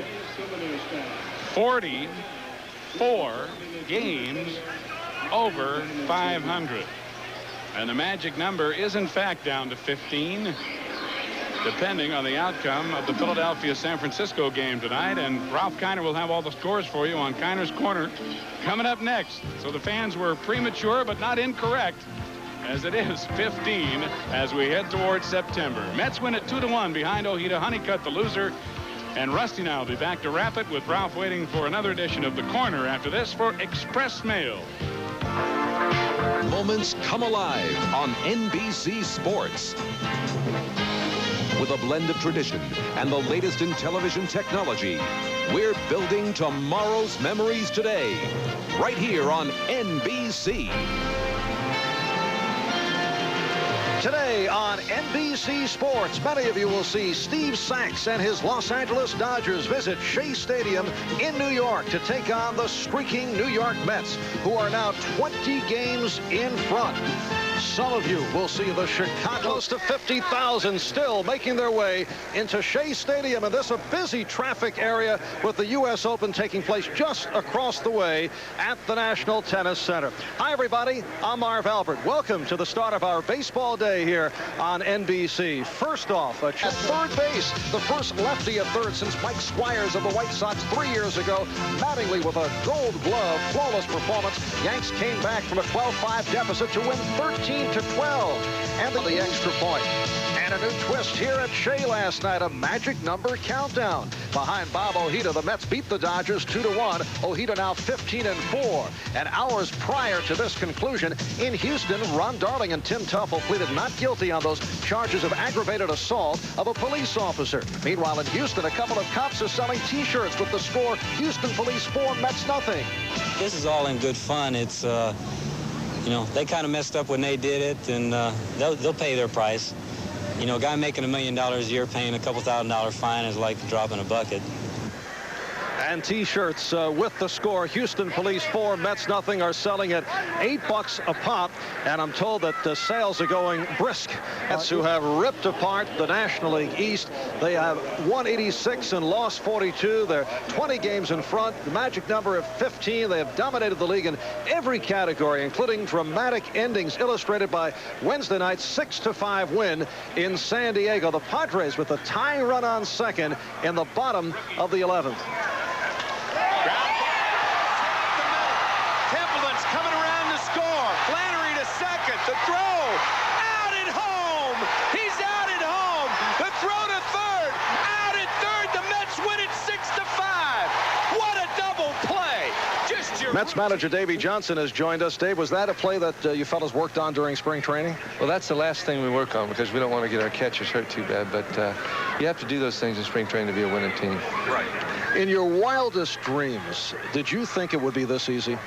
Well, actually, I thought it'd be this easy if all the guys played up to their potential. Certainly, our strength was our starting staff, and we had a much stronger bench with the emergence of Kevin Mitchell and Timmy Tuffle. So I thought it would be fairly easy for us this year. Well, the regular season has been magnificent, but history tells us back in 1906, and I know that you're familiar with this, the Chicago Cubs won 116 games, then lost in the World Series. And when you were a mere child, the 1954 Indians won 111 games, and they were swept in the series by the Giants. Is this something you think about concerning your ball club? Well, I think that's great because the percentages are with us this year to win it because, you know, great teams don't consistently lose World Series, so I think it's our chance to win. That's good. That's interesting psychology there. That's just percentage baseball. Now, earlier this week, you had some critical comments to make about pitcher Sid Fernandez. Felt that he had put a bit too much poundage on. We saw you out here earlier exercising with Sid. Are you now behind his exercise program? Well, I know about excess weight, and so I'm trying to work mine off. And Sid has been doing it basically all year. He missed the program for about 2 months, and he's picked up some weight, so he's back on it. It's good. Now, you have had your foot down hard on the gas pedal right throughout this, but no let up. How do you maintain interest during the month of September so you don't lose the momentum? Well, we're going to keep going hard until we clinch it, and then once we clinch it, I'll give some guys a day off or two, you know, and play a lot of my bench, get them sharp for the playoffs. But then when I go back to my regular lineup, probably 10 days before the end of the season, you play baseball to win. There's no other way to play, and so everybody gets keyed up, you know, for the playoffs just by playing. Dave, would you say this has been a season free of stress?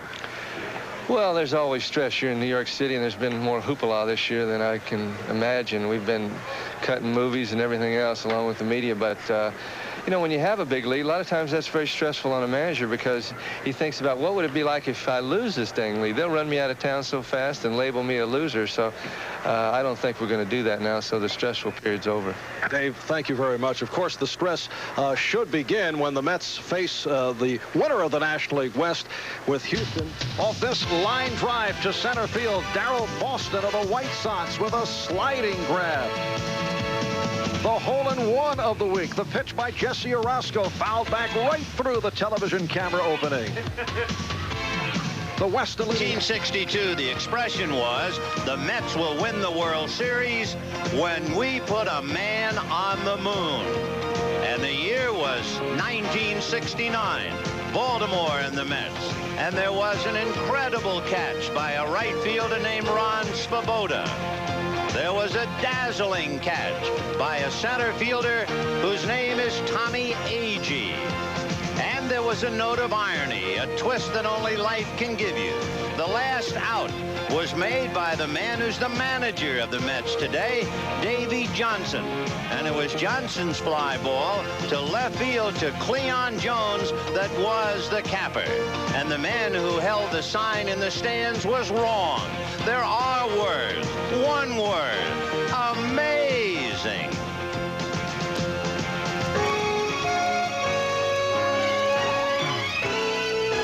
Brock's head and down the line.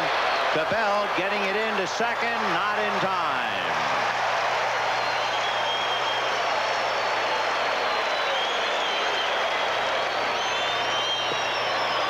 So Lenny Dykstra. A hard ground ball that kangaroos over Brock's head.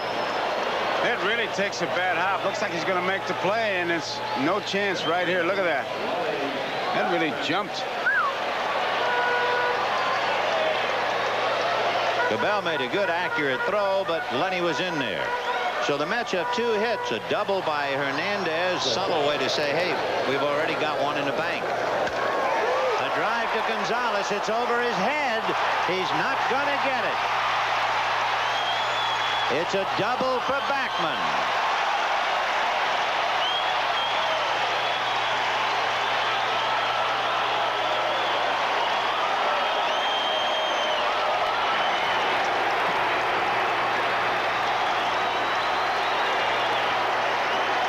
So Lasorda, Perinoski, and Monty Basgo had brought Gonzalez up a few steps. And Dodgers stunned by doubles. I tell you, you watch him now. It'll take a subpoena to get him in now. So Backman doubles over Dykstra's head. And they let him hit. And he's going to cash in the tying run.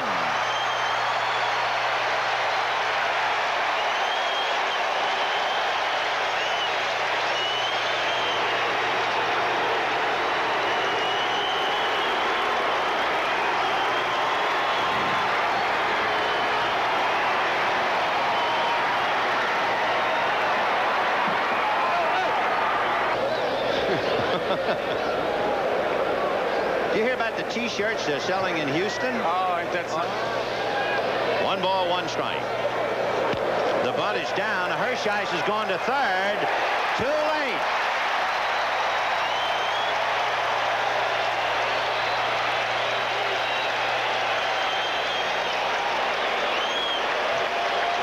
And the Mets have loaded the bases with nobody out and Lasorda ratio.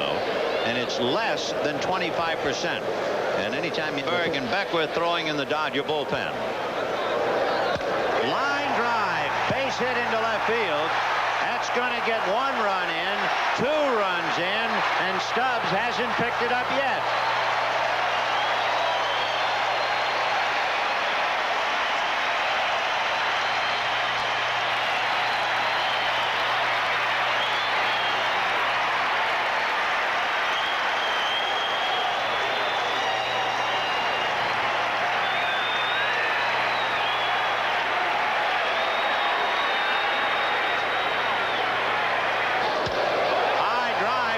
Stubbs has to go back to the track and makes the catch. Tagging is Santana to score. It is 5-2 New York. And so it goes. Half a dozen strikeouts for Rick Aguilera. 2 left. At the end of 5 1/2, 6-2 Mets. They're only 10 back. But last place, a shot by a diving Stubbs and in the corner.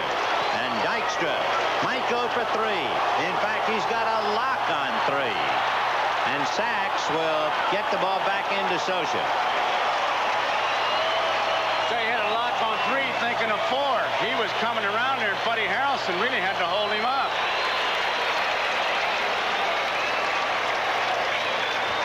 Enos Cabell going into the corner to finally run down that triple. Watch Dykstra go.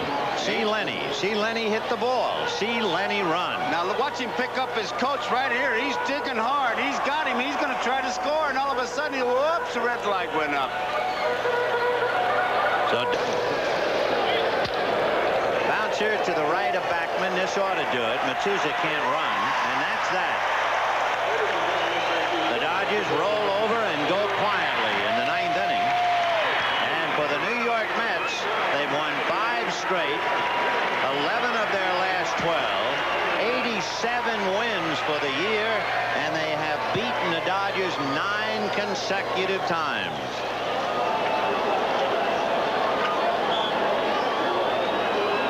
6 runs, 8 hits, 1 error for the Mets. 3 runs, 7 hits, 1 error for the Dodgers. Orel Hershiser is now 12-10, 0-2, 1-3 lifetime. Aguilera 7-6, 1-0 lifetime. We'll be right back after this. 1-0. Ron Darling with the bouncer to second. Steve Sachs with the double play ball. Look at where he throws it. Hearn scores to tie the ball game at 1 apiece, and Tommy Lasorda, the manager of the Dodgers, saying, man, we just can't do anything right. Top of the 5th, 1 on. Reggie Williams, he does something right. This is a shot to left field. A 2-run homer, and it's 3-1 Dodgers. Fernando Valenzuela, the first one to win 17 games in the National League this year. 7-4, Dodgers win it over the Mets. San Diego. Right column. He's a good off-speed hitter. True. Base hit, fastball hit the left field. Here comes Backman, and here comes the throw. Safe. Mets lead 3-2, and Roger Craig's going to argue the play at the plate. Bob Brenly didn't argue. But Well, Roger Craig is. I'll tell you why Brindley didn't argue. Brindley wants to argue, but catchers can't argue plays at the plate. You know who the best guy to do it is? The pitcher, because he's backing up, and he has the best shot. Very close play. Nope, he was in there. He tagged the front leg, it looked like. The throw a little bit toward first base. The right foot's in there, and the tag's on the left knee. That's the way I saw it. Good throw by Maldonado, but just not in time. It's a little bit up the first baseline. See, he tagged that left knee and the right foot. Howard Johnson rips a base hit to right. Gary Carter scores. Here comes Mookie. He will score. And the Mets now lead by 3.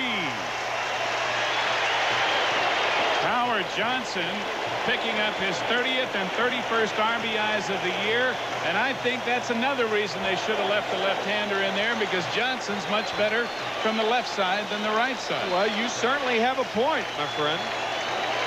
Gurels has given up 2 hits, both on first pitch fastballs. Carter scores. Wilson scores easily. Now it's a 3-run lead.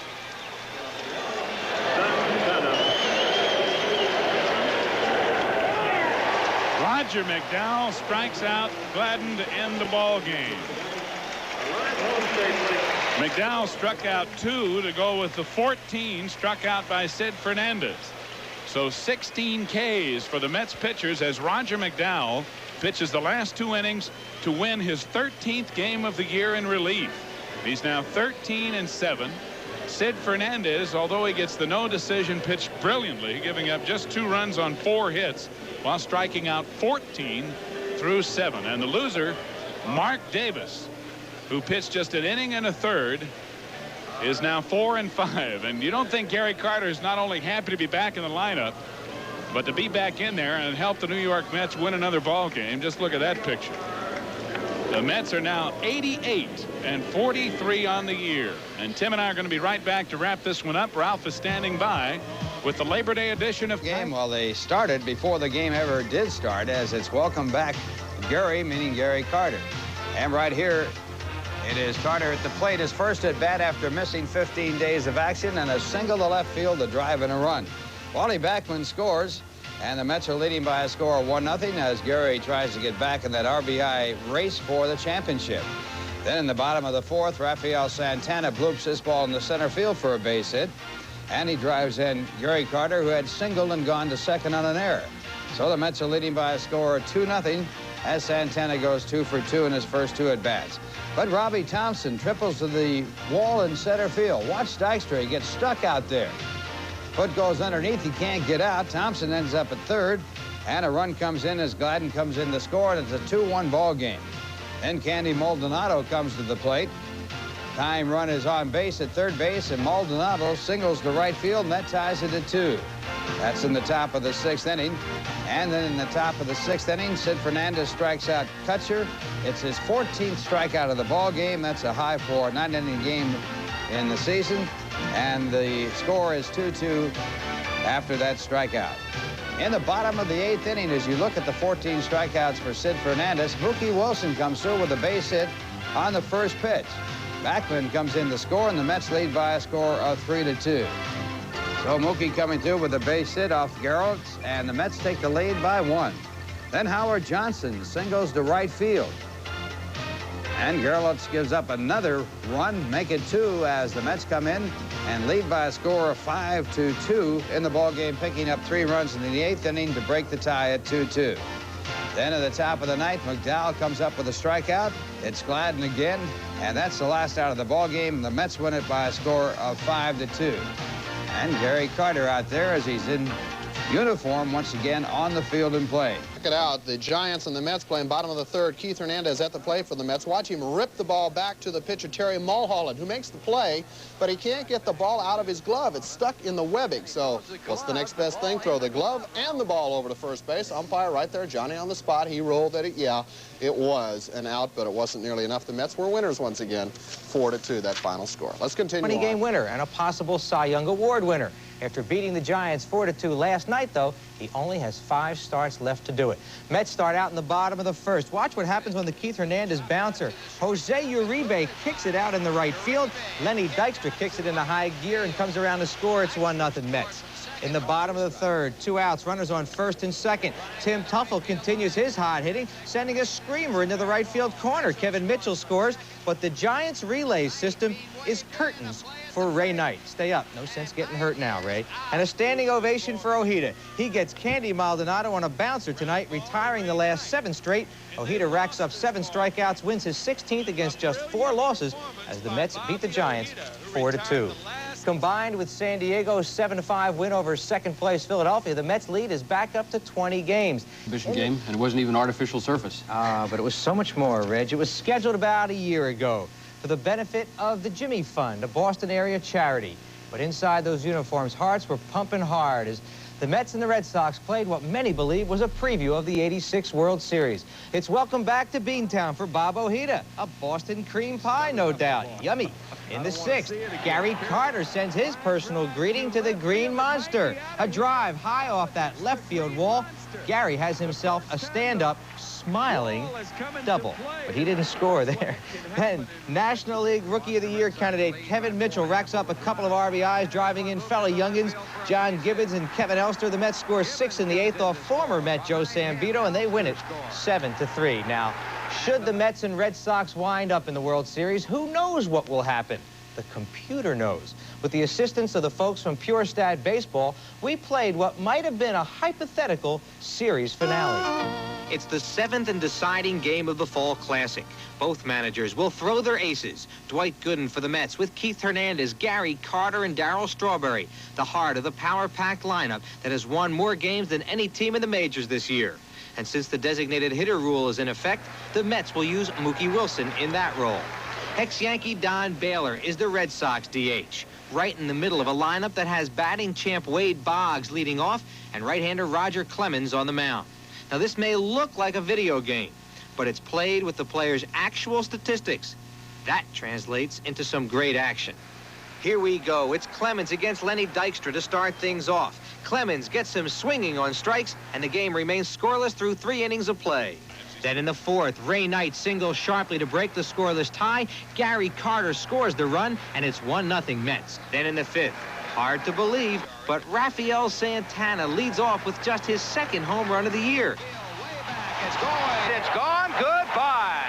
Only the 4th in his 3-year Major League career, and the Mets go ahead 2-0. Meanwhile, Gooden's working on a shutout. With a tying run on in the 5th, he strikes out the pesky Marty Barrett to end the inning. And a strike on Barrett. He's gone. Again in the 9th, with a runner on the tying run at the plate, Dr. K gets Spike Owen to hit into a game-ending double play, and it all adds up to a 2-0 win and another world championship for the Mets. Just like 1969, pandemonium breaks out, yet Dwight Gooden remains calm as ever. They expect you to win, but, you know, there's no pressure on myself, and I know the things that I have to do to get me back the way, you know, I've been pitching early, and just a matter of concentrating and not trying to overdo it. Way to be nonchalant, Doc. Okay, so we had to cut the pace to details a little bit, but you get the idea. The computer has the bottom line. Once again, the final score, Mets 2, Red Sox nothing. Who knows? Could happen. Frankie, and the world of baseball over the past month is compiled, as always, by our crack staff, what we call the Albert Achievement Awards. We opened with some outstanding defensive plays. Here's Bill Buckner of the Red Sox with the drive. Joe Carter of Cleveland on the run and makes the catch. Tim Raines of Montreal does it with the backhand, and Raines able to hold on. Chet Lemon of Detroit with the leaping grab, pulling off Robbery. And here is Darryl Boston of the White Sox first to his left, and Boston does it going to his right. At a minor league game in Denver, Omaha pitcher Keith Cato about to throw to the plate, but watch this. The sprinkler system goes off by accident. The players can't believe it. An unscheduled shower at Mile High Stadium in Denver. This a month of lack of concentration. Cliff Johnson of Toronto taking the pitch outside, so trots down to first with great confidence. One problem, that was only ball 3. Come on back, Cliff. And how about Reggie Jackson with this towering drive? It nearly carried out, but it stays in play. You'll see the base runner, Brian Downing, attempting to score. Here's the relay. Now Downing is thrown out. Back to Reggie, who figures inning over, 3rd out. Wrong, an embarrassing moment. That was only out number 2, and Jackson in trouble, and he's retired in the rundown. He doubled into a double play. Some intriguing throws the past month. Off the blue pit that falls in between Glenn Braggs and Ernest Riles. Base hit, watch the left fielder, Braggs at Milwaukee. Return throw, guns it a bit off the mark. Double play ball. Keep your eye on the Houston second baseman, Bill Doran. He goes off the helmet of Manny Trio, and the ball carries over the dugout. Trio able to score. We close with some special moments. What's John Kruk of the Padres doing? Looking for the proper aroma? The batter, Kevin McReynolds of San Diego, with the foul back right through the hole of the TV camera location. Off the fly ball. Watch the catch by Len Dykstra of the Mets. Loses his glove, but the ball stays in the glove. Dykstra says that's an out. The rules say no, it isn't. In contrast, this is an out. An extraordinary play. Rookie pitcher Terry Mulholland of the Giants with the ball stuck in the webbing. So throws the glove and ball to first to get Keith Hernandez. And that was a legal move. One of the weird plays of this 1986 season. They are as different as the backgrounds that spawned them. The Colossus of Rhodes, named Dwight Gooden from Florida. The left-hander from the land of the bean and the cod by way of Los Angeles, Bobby Ojeda. The big, gentle Hawaiian, far removed from a surfboard, Sid Fernandez. And from the ivy-covered walls of Yale, Ron Darling. They are the 4 kings of the Mets on their way to their coronation in the fall.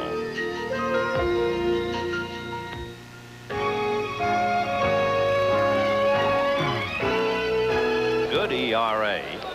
No nothing Padres.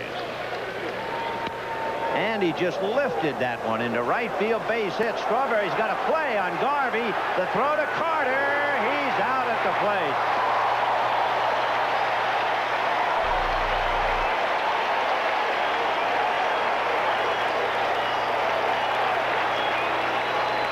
So without any speed, it wasn't close.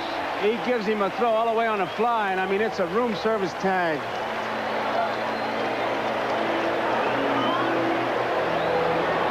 Nice play. Strawberry knows who's running. Watch after he gets the ball. He takes 1, 2, and now he guns it loose. The on-deck hitter is motioning, watching for Garvey to get down. There he is saying, get down, but so far out of it. Now watch Carter. He's got that ball in his glove hand, even though the bare hand comes off. You young catchers, there's a pretty good example. That was it. That was Thursday night as Davy Johnson and John McNamara shook hands at Fenway Park for the exhibition. He's not going. Line drive, base hit into right field, fighting its way through the heavy grass. Gwynn is up with it. Backman is around third, coming to score.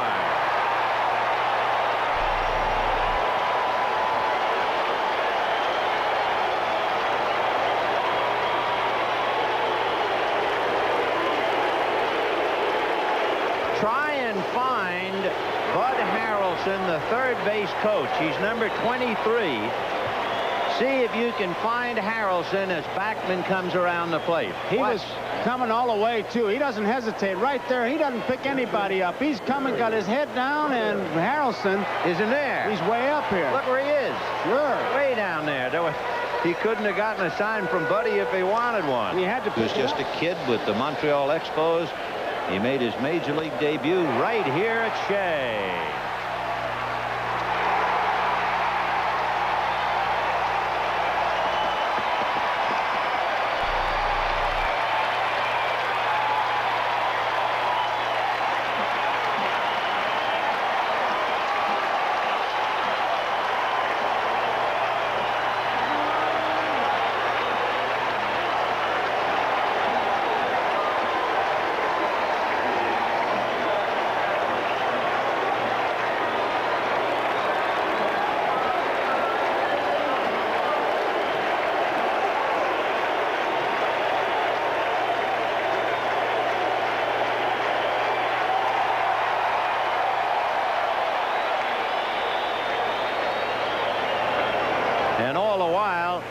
Andy Hawkins stands out there and steams. Like a high curveball. And I mean, he rips it. Hawkins knows it's gone. Look at his reaction. He knew it was gone the minute he touched it off. And the spectator makes a nice grab. Now here's Darryl Strawberry. No respect. Looky here. The rookie. His real name is Kruk. K-R-U-K. Look how they spelled it. No respect.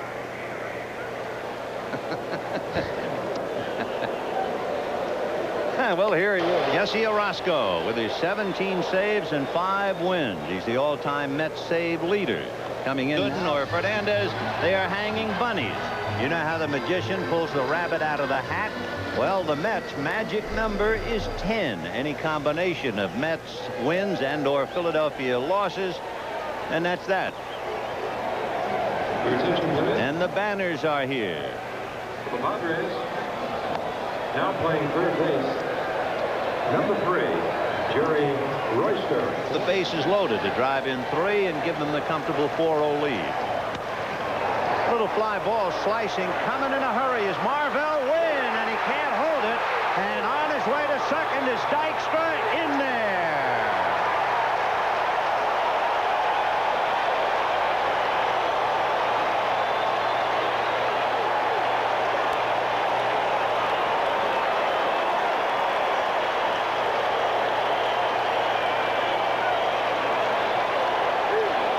He was going to make the play, got a glove on it, but it just popped right out, and Dykstra and Marvell Wynn could see him going. A head first slide, and Dykstra is in safe. A big base he picks up.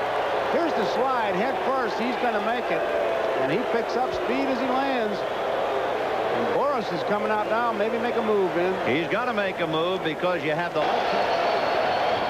There's the bunt. And Lefferts has to go to first base to Flannery, and the sacrifice works. Into the shade. That was a little mean. 1-1. And base hit into right field. Brand new ball game. One hand.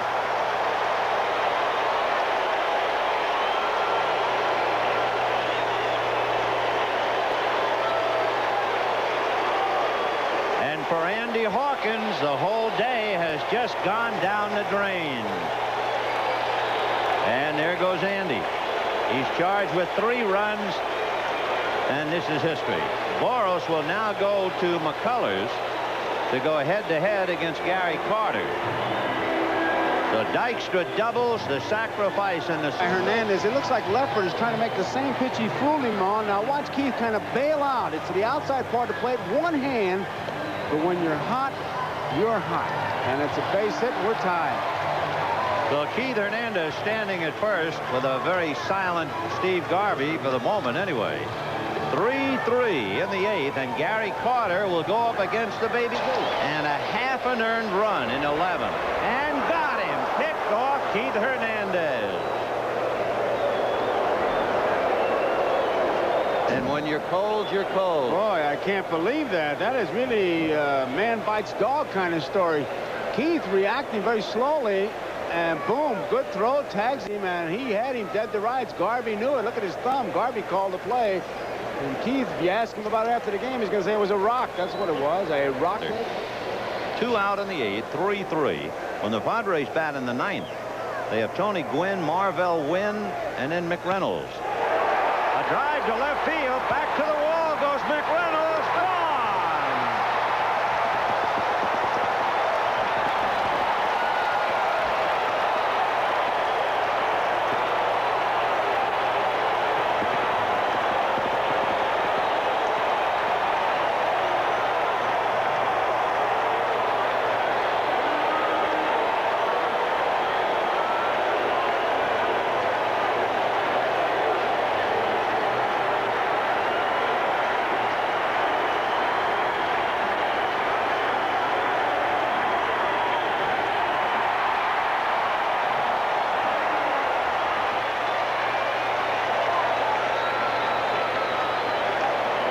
threw him 2 hard sliders and then a 3-2 fastball, and Gary might have looked like he was having problems seeing it, but he saw that. It's like Gary Carter was having trouble seeing it, but watch where this fastball is, right down the middle, the best pitch he had to hit, and I mean, he gets it all.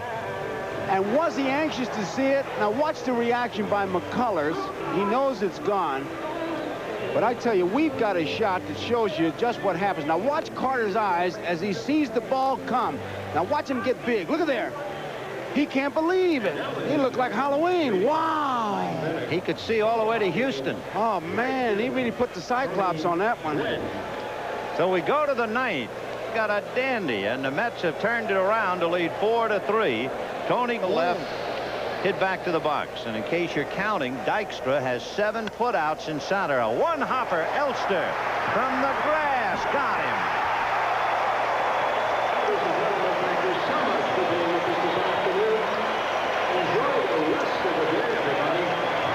Keith Hernandez knocked in the tying run. Gary Carter hit 2 home runs, including the game-winning run, and the Mets roll on and on. They have won 90 games. The Mets 4 runs, 8 hits, no errors. For the Padres, 3 runs, 13 hits, and no errors. Hawkins, Lefferts, and McCullers. McCullers is the losing pitcher. Darling and Orozco is the winning pitcher. The Mets have now beaten the Padres 8 out of 10, and they did it before 48,000 at Shea Stadium.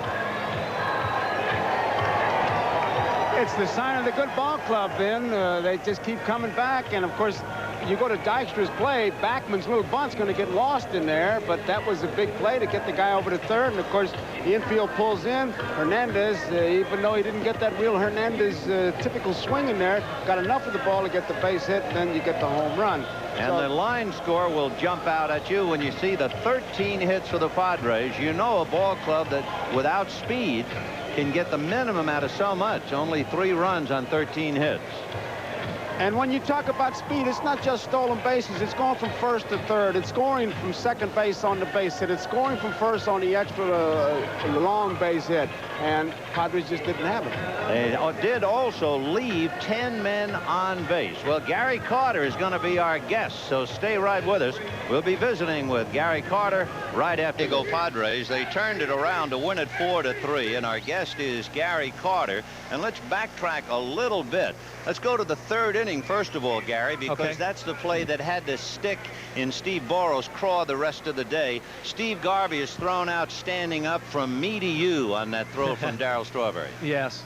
Well, in that situation, I think that he was just going to test Darrell's arm, but the ball was hit so sharply that I was a little bit surprised that, you know, the third base coach sent him home. But, you know, you got to take a chance in this game once in a while, but I guess that's what hurt them at that particular situation. Well, you had 2 outs and the pitcher coming up, so I guess it wasn't too much of a shock that they tried to send him in. No, that's the reason why I think that he sent him, and that's the only thing I can think of. But Darryl just made the perfect throw, and it was all Darryl on that play. It made it easy for me to make the tag. Gary, this is Joe. Okay, Joe. When you were batting against McCullers, it looked like you were having trouble seeing the ball. You kept blinking your eyes the first 2 pitches. In fact, he threw a slider. You backed out like you weren't too sure you wanted to be in that batter's box. Well, those shadows were really playing havoc there, and all you try and do is just pick up any kind of rotation if you can. And he threw a couple of nasty sliders, and of course he's known to be a power pitcher. Then he threw the 3-1 fastball right there, and I was a little surprised he came back with it. I was actually sitting on something away, maybe a breaking ball again with the slider, but threw the fastball in the inner half, and my eyes, like you said, lit up. So I was just happy that the ball went out of the ballpark. Gary, another thing about San Diego, its inability to produce after only 13 hits and only 3 runs. In the 8th inning, the leadoff man Nettles doubles. Templeton gets him over to third. And now the question up here, and of course in your mind, when will they try the squeeze, and will they try to squeeze? Tell us your thinking all through that sequence. Well, I was looking at Davey the whole time, but basically he leaves it up to me to call pitch outs, and I think it's very crucial and important to get that first pitch over for a strike, especially since Steve Boros allowed Andy Hawkins to hit in that situation. I would have thought maybe he would have pinch hit for him for any kind of a hit on the ground or just any kind of contact. And I was a little bit surprised. We did call one pitch out in a certain situation where we thought that they were going to bunt. And then, of course, he did it with a count with 2 strikes on him. So anything like that can happen. I think you try and just think what the manager is going to do. And in this particular case, I think what keyed it was getting that first pitch over for a strike. Gary, I called the pitch out the same time you did. The reason I did, because I saw some real intensity in Hawkins gripping that bat. Yes. What did you see? Well, what I saw was a little bit of the same, and also looking down to the third base coach several times and just trying to think along with him, and it didn't seem like he was too sure of the sign at first, and then they talked about it, and I guess what it was at any given time, like after that one pitch went by, he was going to bunt again. So okay, so anyway, that was the situation right there that I thought that he was going to bunt, and you could really kind of see it in his face. And of course, Joe, you know where I look up at the hitter and try and see it in his eyes. And anyway, catchers think alike, so I'm glad that you called it the same time. What were you sitting on? It was a changeup. The first time up with runners on first and second, the first pitch was away, and then he came back with a changeup.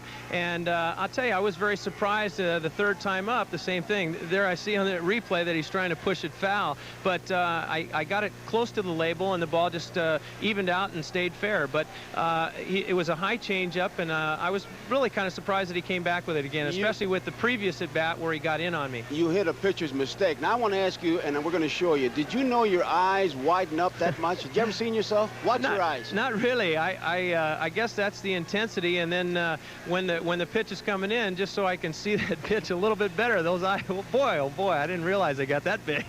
Vin said you could see all the way to Houston.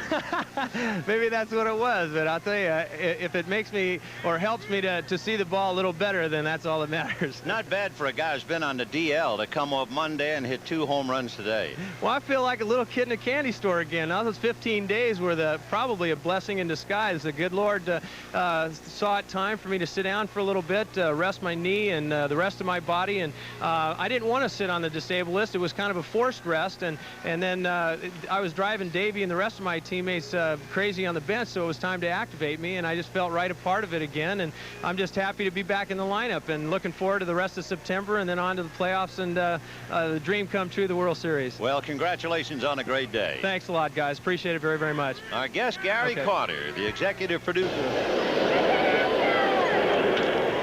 Base hit left field. Elster coming around third. He will score as Martinez throws into second. And it is 7-1 New York as Mookie Wilson picks up his second hit and second RBI of the game.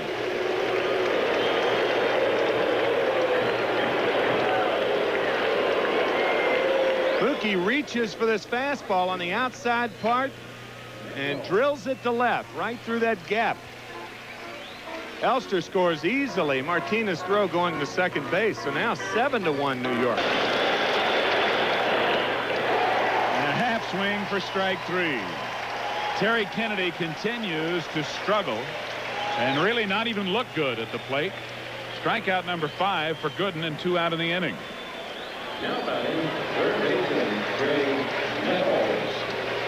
The flight of the fastball denotes the plight of Terry Kennedy. But it's a ground ball to short. Elster flips to Tuffle, and the Mets win again. Dwight Gooden is now 14-5 on the year, and he pitches his 10th complete game of the season to tie him for second in the National League with Rick Rhoden of Pittsburgh, behind Fernando Valenzuela, who has 17 complete games. And other than Dane Orge's home run, Dwight was almost perfect. He struck out only 5, but was in complete command. The Mets have won the first game of this doubleheader, reducing their magic number over the Philadelphia Phillies to 7 with an appropriate 7-1 victory. Game 2 to follow. Ed Wojna. Second inning, Wilson hits a ground ball to Nettles, and Nettles makes an error on it, tries to get the play at first and can't, and Tim Tuffle scores. Tuffle also had reached first base on an error. So the Mets are leading by a score of 2-0. In the bottom of the 7th, Kevin Mitchell hits his drive, a hard line drive to left center field, and 3-run score. It is Kevin Elster, also Stan Jefferson, and Mookie Wilson. The Mets leading by a score of 5-0 as they pick up 4 unearned runs in that inning, and Mitchell is out trying to stretch the double into a 3-base hit. Dave LaPointe on the mound, and the starting pitcher, the loser in the ball game. He walks Carter with the bases loaded, and the Mets take a 6-0 lead as Carter gets his second run batted in. Jefferson's the man that scores after he had his first major league base hit. In the top of the 6th inning, Dane Orge comes up and as a pinch hitter hits his first home run and his second home run of the year, and that gives the Padres their only run of the ball game. That makes it a 6-1 ball game in the bottom of the 8th inning. As you take a look at Orge going around the bases, it is Mookie Wilson. He singles to left field, and Elster, who had singled to right field, comes in to score, and the Mets lead by a score of 7-1 with 2 runners on base. In the top of the 9th inning, Greg Nettles the batter, and he grounds into a force play. Who can really make the play. Leading off, 47-year-old Phil Niekro of Cleveland. Tribe teammate Corey Snyder. Montreal's Tim Wallach with a rifle. Philadelphia's Mike Schmidt with a gun of his own. Staying with the Phillies for Milt Thompson.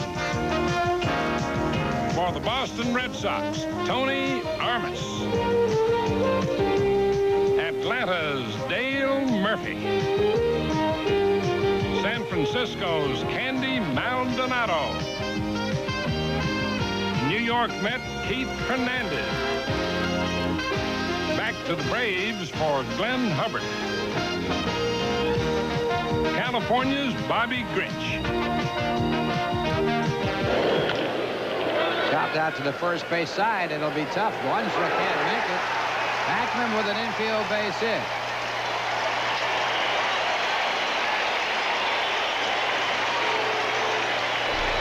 Wojna not only slow getting off the mound, the only play this play can, now watch, he slips right there. Bip Roberts technically was the only guy who could have made that play. Bip, the second baseman. So the table is set for Keith Hernandez, hitting at .305, 11 home runs. And the fastball, line to right field, a base hit. Langstra comes in to score. Backman goes to second and holds there, and Keith Hernandez with a run batted in, his 71st of the year. You go in the Metropolitan Museum and you see virtually the same stuff. They have occasional exhibition. It seems like when you watch the Mets play that you're seeing the same first inning over and over again. It's like an instant replay.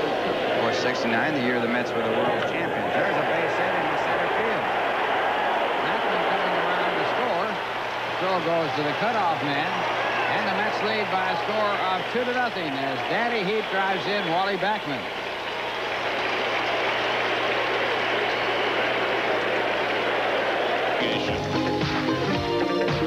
Into this double play, and look at the play by Backman.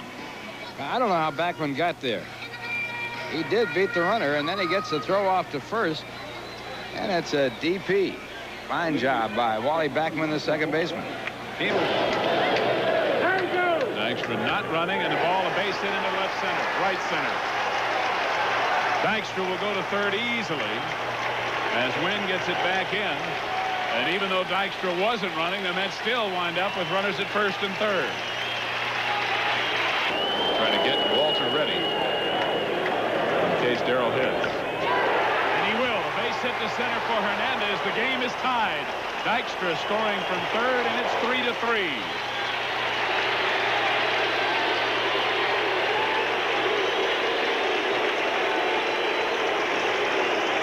Well, Keith coming up with his second hit of this ball game, his fourth hit in this series. He's played in only 2 of the games, and that ties it. He had put the Mets ahead in the first with a base hit.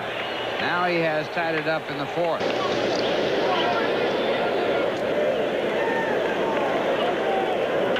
a drive to right, but right at Crook. He hesitates a moment and loses a chance for the catch. Comes up with it on the short hop, and Hearn goes down to second. So Magadan with a base hit, his first major league at bat, and he hit it on the nose. Dave Pallone will take the ball and throw it to the Mets dugout. So a couple of souvenirs for the Mets today. Dave Magadan gets a standing ovation for his first major league hit as they flash it on the Diamond Vision board. And Stan Jefferson got his first big league hit. This ball well hit, as you said, Ralph. But I have a feeling that if Tony Gwynn had been playing in right field instead of John Kruk, Magadan might still be looking for his first big league hit. And finally, that base hit knocks the pitcher out of the ball game. Kruk had that late start. Thought he could make the shoestringer, couldn't get to it in time. So bases loaded in the batter, John Kruk, and he hits it right back to Sisk, who can't handle it. He has a play at the plate, however, and he picks up the force play. Good recovery by Doug Sisk.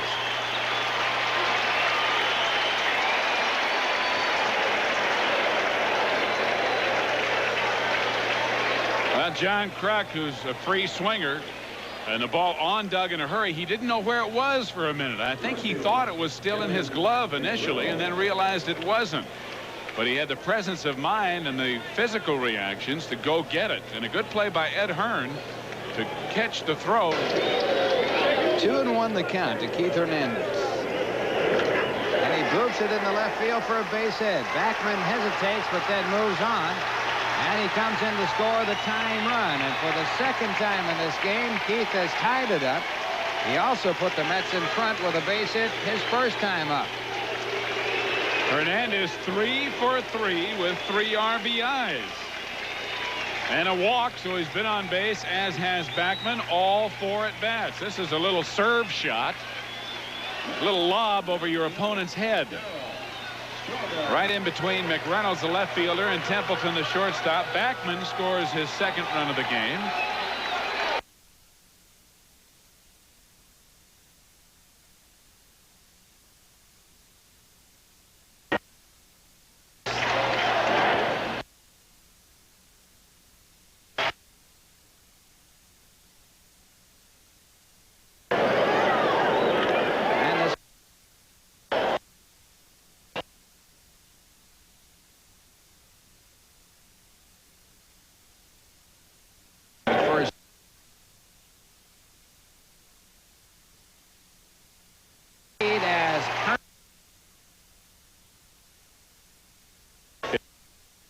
One pitch.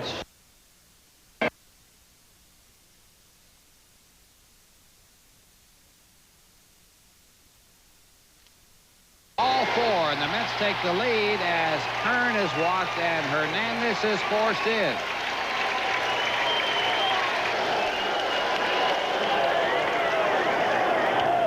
And he grounds it to first. Hernandez will take it himself, and the Mets win. The Mets have swept 3 of the 8 doubleheaders they have played this year. They split 4 and lost only 1. As Roger McDowell picks up save number 19, although it is shaky, and Doug Sisk is the winner. He is 4-2. The Mets win both 7-1 and 6-5 here in the nightcap. Tim and I'll be back to wrap it up, and Ralph will have another edition of Kiner's Corner for you, so stay with us. We'll return to Shea after the this. Expos live right here on Channel 9 beginning at 7:30. Right now, you can see how the Expos beat the Mets 9-1 last night. Now, here's a guy who enjoyed it. Former Met Hubie Brooks on the disabled list. Top of the 4th, Expos break the scoreless tie as Jim Wolford rips the gapper in the right center. Andres Galarraga hustles all the way around from first. He scores to make it 1-0 Expos. Then with 1 run in and 2 out in the 7th, it's see you later time for Mitch Webster. His 6th dinger of the year. That makes it 3-0 Montreal. Rookie right-hander Bob Sever from Ridgewood, New Jersey, strikes out Lee Mazzilli plus 6 more Mets. He goes the distance for his 4th win of the year. But Darryl Strawberry sends his 20th dinger of the year long distance. Mets hope that he's about to break out of that slump at Shea. Everyone else was in one, though, last night. 9-1 Expos win it. And lefty Bob Ojeda, the losing pitcher, is now 16-5. When the Mets and Astros meet in the National League Championship Series in October, Houston's potent pitching staff could cause the Mets some problems. Nolan Ryan's Express is picking up... I will, Stephen. Now, this magic number thing has gotten so simple you can do it with one hand. Any combination of Mets wins and Phillies losses totaling 5. And the Mets officially win the NL East. Now, that's a big surprise, huh? And how many did... And a fly ball out to fairly shallow right field. Strawberry with a great arm. Tagged up at third is Webster. Here's the play at the plate. It's in time, and Webster's out. So the fly ball double play, and that ends the inning. Mets 1 run on, should say the Expos 1 run on 2 hits and no one left on base. And the score at the end of 1/2 inning. The Montreal Expos won. The New York Mets coming up. Now here's a word. We'll see you next year. But in head-to-head competition, those Expos have beaten the Mets 7 out of the 14 times they've met. Last night in the top of the first, 1 run already in. Andre Dawson sends the fly ball to Darryl Strawberry. Watch this, Reg. Mitch Webster's never going to get past Gary Carter's roadblock. The straw man throws him out for the double play to end the inning. Bottom of the second, Rafael Santana singles through Expos starter Bryn Smith. Strawberry and Danny Heap score, and the Mets go in front 2-1. Then with 2 outs in the second, Lenny Dykstra chases home Santana as his drive eludes a diving Tom Foley, and it's 3-1 New York. Move ahead to the top of the fourth. Wayne Princicki on first. Andres Galarraga gets a hold of a hanging slider from Rick Aguilera. It's see-you-later time for Galarraga. We're tied at 3. As we move ahead to the 8th, score tied at 6. It's crunch time for Darryl Strawberry. Home run number 21. And the jeers he's been hearing turn to cheers. And you can bet the straw man is sensitive to what people have been saying. They just really don't realize how bad I feel when I don't do well. I feel much better than them. The Bulls, the Bulls don't really hurt me. I think it's myself that I hurt myself with when I don't concentrate enough, and I lose my concentration because I get down on myself because I want to do so well. And so do the Expos, especially against the Mets. In the top of the 9th, the Hawk sends his 18th dinger of the year flying. Mookie Wilson jumps but can't get it. Andre Dawson's 2-run homer off Jesse Orozco wins it for the Expos, the final 9-7 Montreal. Tonight it's Shea Ron Darling with a record of 12-5 gets the start, trying to avoid the sweep tonight for the Mets. He'll be opposed by rookie right-hander Sergio Valdez. Jays Jesse Barfield giving umpire Terry Cooney a rubdown after the umpire got caught with a foul ball right in the neck. So we know Barfield could become a masseuse when his playing days are over, but that's a long time from now. Watch the throw, Reg, from Barfield gunning down Joel Skinner trying to... It's down to 4 now, and that inevitable celebration, which many people had hoped would happen at Shea Stadium, Reg, can only happen in Philadelphia this week. As long as it happens. Yeah, oh, that's right. And because, you know, this is the first time I've been in a pennant race in the big league, and first time I'm going to be in a clinch team in the big league, and I really been having some fun. And I tell you what, we clinched tonight, but, you know, we still get to play Houston or whoever wins the old division. And I think when we play the other guys and we beat them, and then it's going to be the real clinch for us. To me, it would mean a culmination of something we've been waiting for a long time. And on a personal effect, I think that playing 12 years, it would really mean a great deal because when you play a 162-game schedule, we all understand that it's a grueling season and it's really an endurance test. So when you finally win that, yes, in '81, we won the second half of the strike-shortened season, but this would really, really mean a great deal. So I'm looking forward to it. I do hope it happens tonight. And I don't know how I'm going to react, but I know one thing, I'm going to be very, very excited. Well, and the Mets and Mets fans are looking to clinch it tonight. They have had a truly remarkable season, and I think the feeling is that they just want to get it over with. And you'll see whether they get it over with or not right here on WOR coming up next, the Phillies and the Mets. 2.33. And on the mound for the Mets, Dwight Gooden with a record of 14-5 and an ERA at 2.94. Well, hi, everybody. I'm Ralph Kiner, along with Tim McCarver, Steve Zabriskie on special assignment, and also Rusty Staub. And the magic number is 2. That means if the Mets win here tonight, they will be the National League Eastern Division champions. Ralph, you've seen 2 clinchers back in 19... The center. Base hit. Off the glove of Mookie Wilson. Hayes is going to go at least to third. Wilson drops it. The throw in off the glove of Knight. He'll have to hurry. Safe at 1-2 to Mike Schmidt. Well hit center field. Way back is Wilson.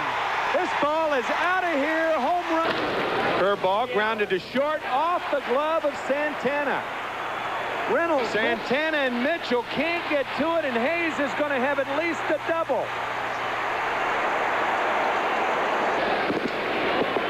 1-1 the count, and Tuffle hits it hard down the left field line. It's a base hit. Extra bases, I believe. 1 run scores. Carter coming in. Strawberry coming to the plate, and he slides in safely. So the Mets get back in the ball game as Tuffle doubles to left field, and the Mets get their 2nd and 3rd run.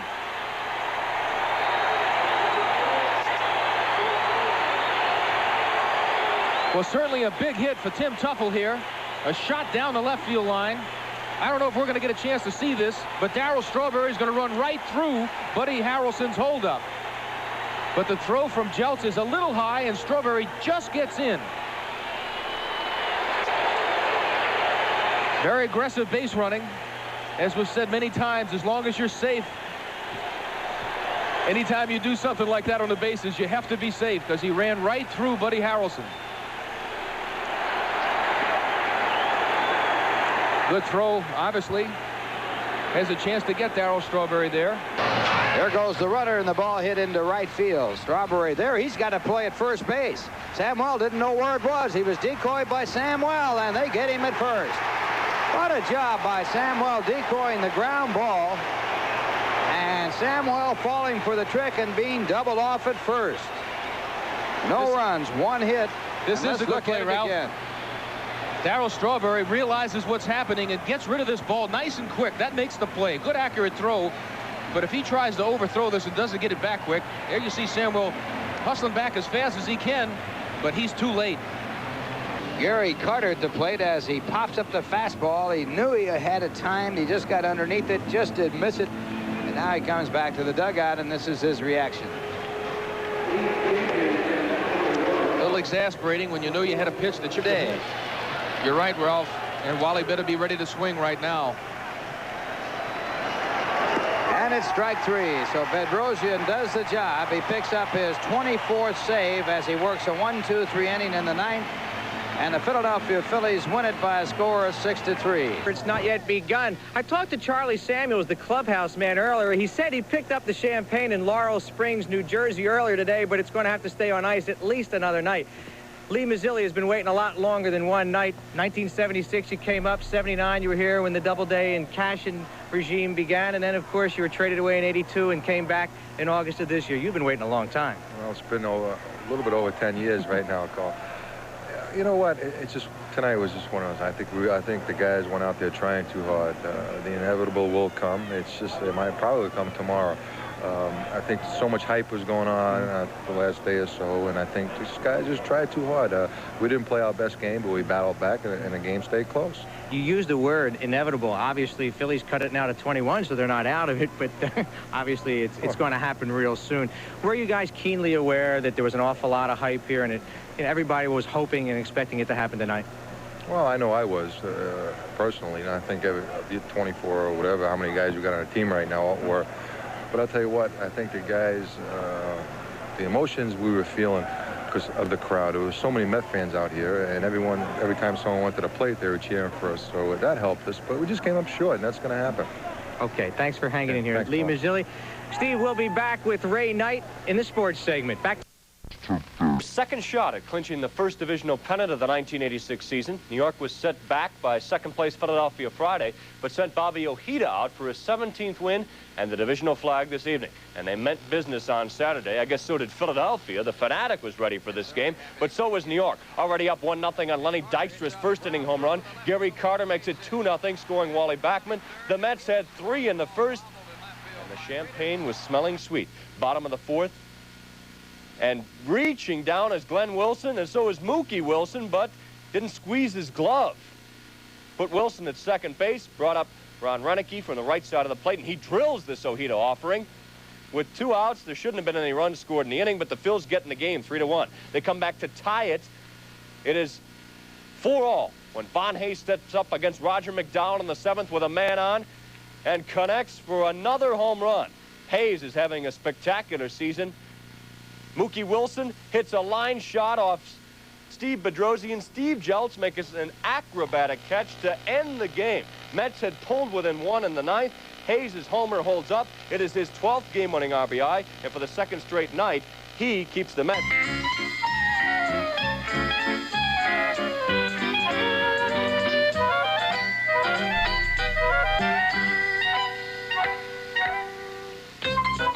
bug off, man, because if this bugaboo continues, we'll all end up in a big league bug house.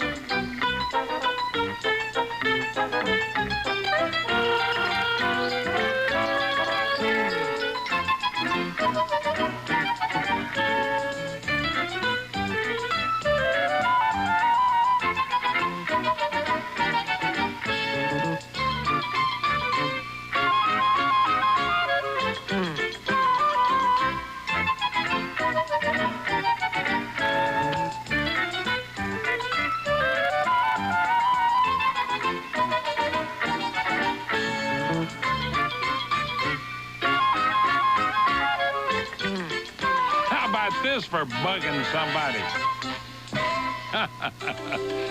Well, it's time now to pick it up and bear down with some big leaguers who can feel the ball as snug as a bug in a rug.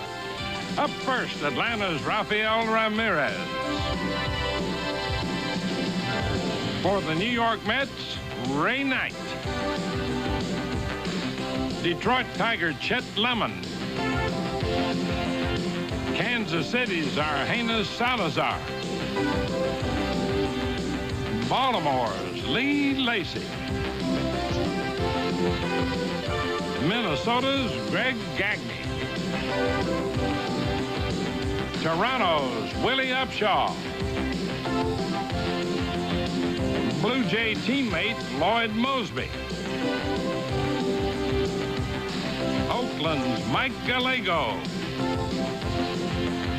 The A's again with Alfredo Griffin. Still with the A's for an encore by Gallego. Way to go, Gallego. Seattle Mariner Ray Quinones. Back to Oakland for Stan Javier. For the New York Yankees, Dave Winfield. And finally, Cincinnati's Eric Davis. Here's Dunster, the drive way back. Holy cow! That might be the greatest play of the year. Boy, oh boy, if that were in the 7th game of the World Series, he'd be famous forever. And now, this week in baseball's 10th anniversary flashback, brought to you by Gatorade. Let's flash back to 1985. Toronto catcher Buck Martinez gave one of the gutsiest displays in memory during a game at Seattle's Kingdome, breaking his leg in mid-play, but still doing the job. 3-2 pitch again to Gorman, swung on, ground ball to the right side, base hit out of the right field. Here comes Bradley, rounding third, the throw by Barfield, and it's going to be in time. The collision, Bradley bowls Martinez over. Thomas will wind up on the third base, rounding third. The throw gets by Orts, throw to the plate, and it is in time to get Gorman. Holy smoke, Buck Martinez bowled over. That is one of the most incredible throws and catches by a catcher I have ever seen. I think that Buck Martinez was semi-comatose, to tell you the truth. I had a ground ball through the hole between first and second base, and Jesse Barfield's got a cannon, and he threw the ball to the dish, and Buck had the ball 15 feet before Phil Bradley, got there. And it was a clean play. He tried to, draw the ball loose. And when he hit him, evidently his toe was caught in a toe hole in the batter's box. And when he went backwards, the ankle gave, snapped, and he went over backwards. It was all reaction after Bradley hit me initially. I saw Gorman running from second to third, and I thought I'd try to throw one down in that direction, but it didn't work out that way. And the next thing I know, I saw George Bell picking up the ball, and I realized he was going to throw it to me, and he made a great throw. It just happened to bounce in my glove. So I'm coming to the dish, and he's laying perpendicular to the baseline. He's in between myself and the plate, and I've got no place to slide. And sure as hell, I'm not going to slide into him again. First off, he's a very good friend of mine who I respect very much.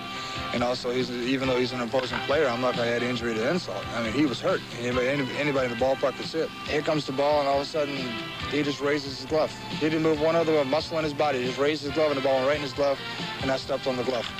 People in the stands hooted all over me because I didn't bury him and everything. But here's a man laying on the ground, and I'm going to hurt him any further or anymore. And we ended up losing the ball game in extra innings. But when the inning was over, I went through the maze of tunnels. I went over, and he was laughing, and, he was in good spirits. But he's a very good friend, and I hope he comes back. 37-year-old Buck Martinez missed the rest of the '85 season, but this year he came back fully recovered. That's all for now, folks. See New York Mets baseball, as tonight the Mets take on the St. Louis Cardinals. Pitching for the Mets, right-hander Ron Darling, 13-5 with an ERA of 3.03. And on the mound for the Cardinals, it's left-hander John Tudor, 13-7 with an ERA of 2.96. Well, hi, everybody. I'm Ralph Kiner along with Tim McCarver and Steve Zabriskie, all set for the first of 2 games for the St. Louis Cardinals.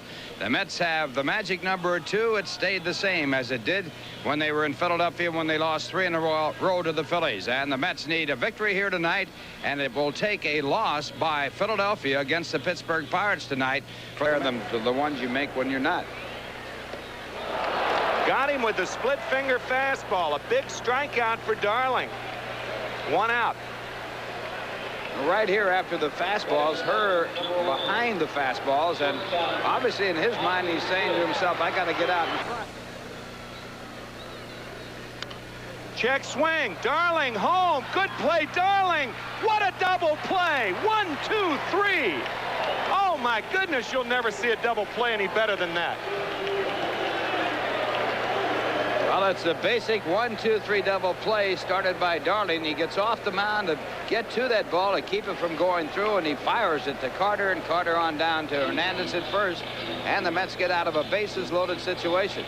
You talk about bye-bye basics. The Cardinals said bye-bye bases in that inning. No score after 2. Now here's a word appropriately from Nissan.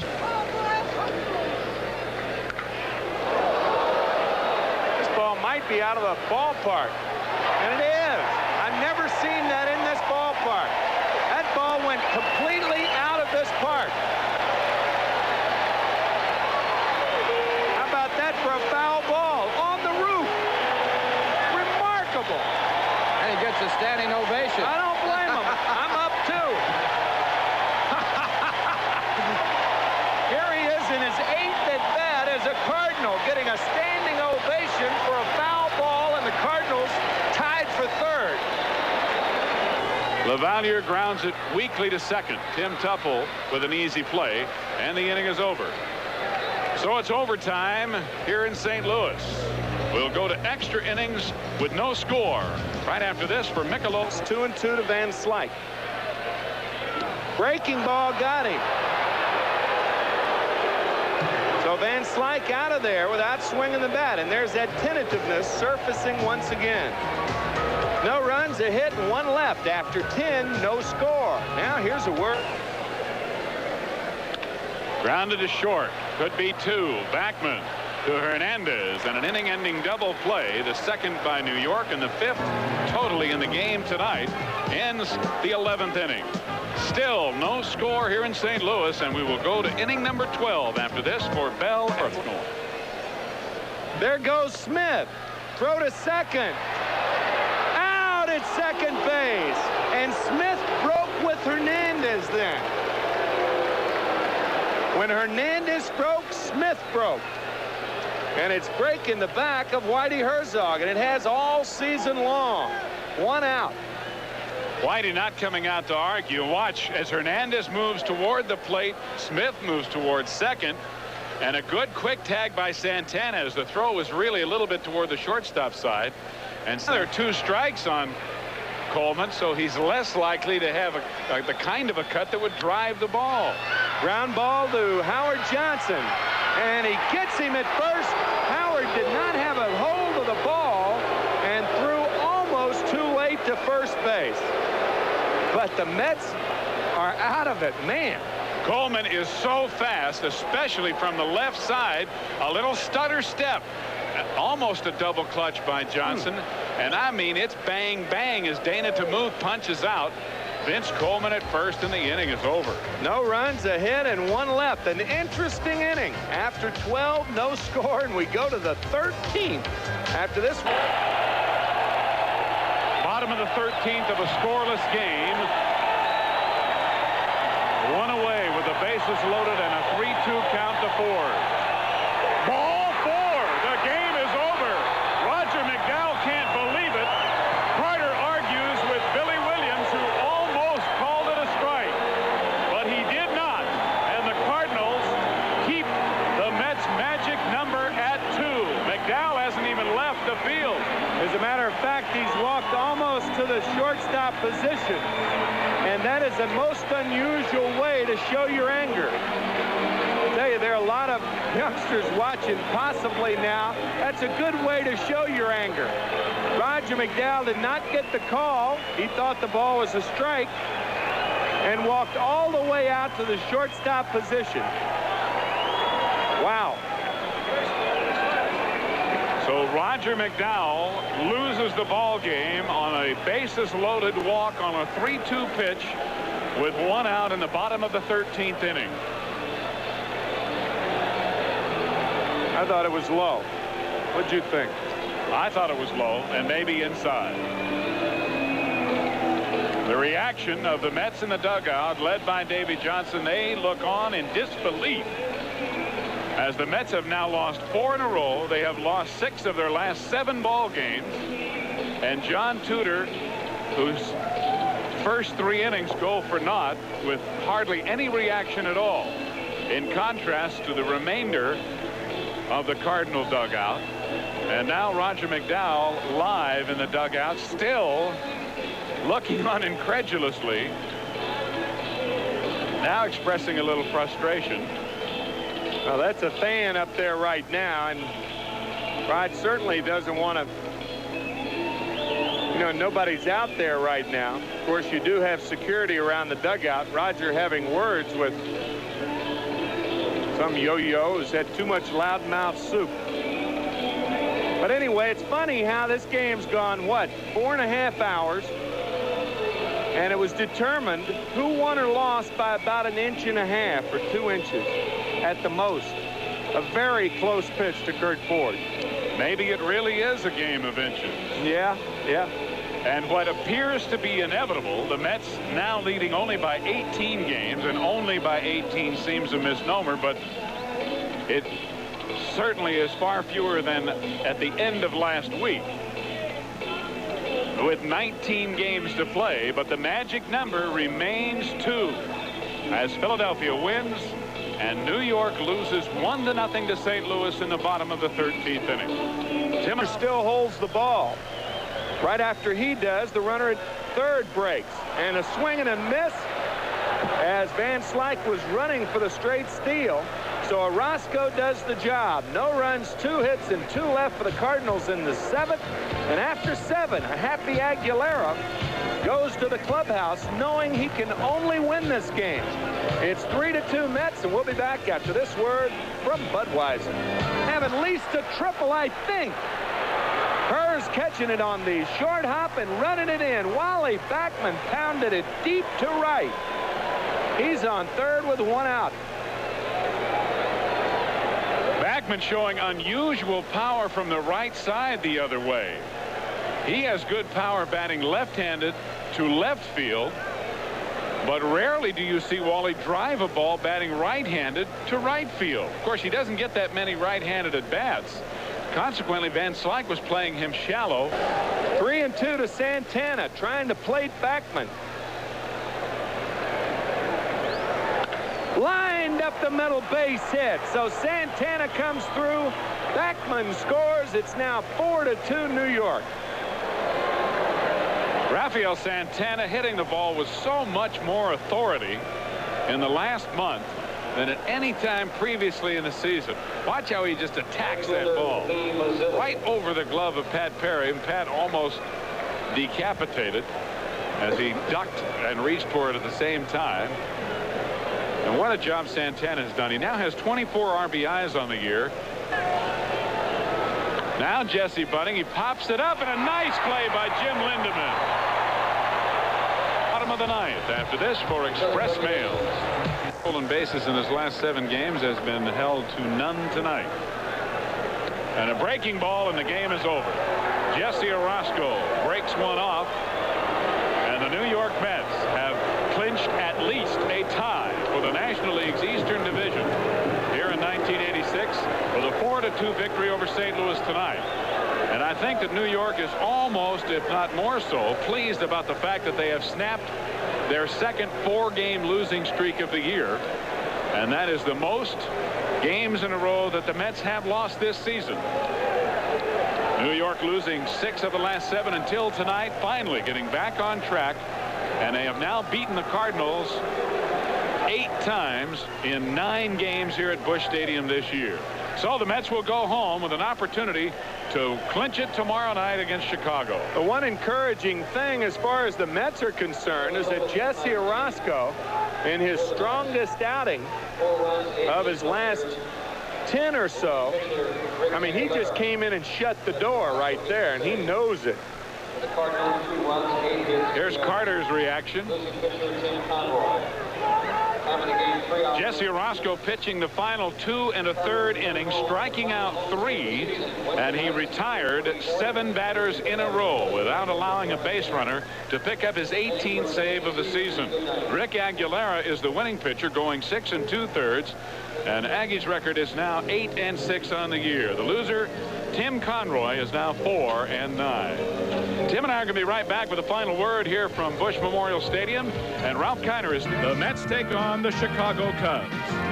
Pitching for the Cubs tonight, right-hander Dennis Eckersley, who's 6 9 with an ERA of 4.63. And on the mound for the Mets, it's the doctor, right-hander Dwight Gooden, 14 6 with an ERA of 3.04. Well, hi, everybody. I'm Ralph Kiner, along with Tim McCarver and Steve Zabriskie, and the Mets with a magic number of 1, and they can control their own destiny. All they have to do to be the champions of the National League East is win here tonight. It makes no difference what the Phillies do if they do win. And I think that your wife, Ann McCarver, put it best. It's a lot like being pregnant, she said. You know it's going to come. The event will take place, but you're going to experience some pain with it. And the Mets have had some pain because they could have clinched it way back when on Friday with Dwight Gooden on the mound. Now Dwight with a second chance. I heard the guys in the clubhouse saying we were going to win it the 1st of September or the 3rd or the 10th. I sat down at our apartment, Davey and I, at breakfast one morning, and I looked at the schedule, the number of games that we had to win, the number of games that our divisional competition had to win, and when I put it all together and figured up the losses that everybody was going to have and what our wins were going to be, it always came out to the 17th. It didn't make any difference how I did it. It always came out to the 17th. And the other guys, oh, you're wrong, you're wrong. I'd go back to the apartment and I'd do it over and try some different numbers, and it'd always come out 17. Now, I'm not a magician or anyway know anything and nobody else knows, but the 17th was the number that would always come up with the wins and losses for the other clubs and our wins and losses. When I put it on paper, it always came out 17. I said, that's 17th of September. Well, here it is, the 17th of September. All that's left to do now is to do it. And the Mets certainly hope that they can do it by winning tonight over Chicago here at Shea. And we'll be back with what could be the clincher right after this from Michelob Light. The start of the ball game, and for the Mets, a little change in their regular lineup. They will have a new first baseman, Keith Hernandez, under the weather. And at first base for the New York Mets, we have Dave Magadan. On the mound, Dwight Gooden, 21 years of age, with a record of 14 6, an earned run average of 3.04. He's walked 68, struck out 171. He has been a fine minor league ball player. And a base hit to left field. So Magadan with the first hit of the ball game as the Mets get their base runner here with 2 men out of the first. Oh, Dave Magadan, with that sweet stroke of his. We talked about Paul Merrow and what a good stroke he has. Now watch this sweet stroke. Boy, that is great bat position, weight shift, and a rope to left. Keep swinging like that, you'll get your share of hits.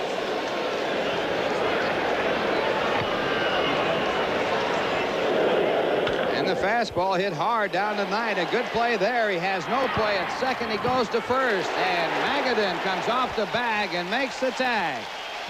Fine play by Dave Magadan. And a fine rhyme by my partner. Off the bag to make the tag. And that's exactly what Magadan does. A fine play by Dave. That was his only play. It's tough to make that slap tag, especially on the legs, because the legs are moving. It's like tagging a piston. Good play. 53, and I was there, a part of that team. And what a great player he became. And strike 3 as Dunston follows the problem that Tim pointed out, swinging in another pitch out of the strike zone. Dwight Gooden will eat you alive up here. Jim Fry fired and brought in Gene Michael to be the manager of the Cubs. And a curveball for strike 3. 3-2 curveball for the second strikeout by Dwight Gooden. And it ends the inning. 1 hit, a runner left at second, and the score at the end of 1.5 innings. The Cubs nothing, the Mets nothing.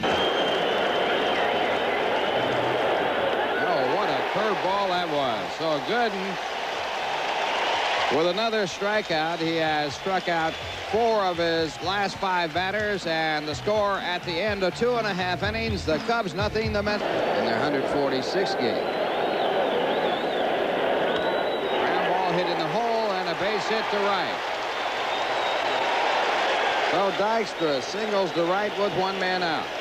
He's having a good year defensively. And a drive into center field for a base hit. Dykstra rounding second, then puts on the brakes as he stops quickly. Denier getting to that ball in a hurry.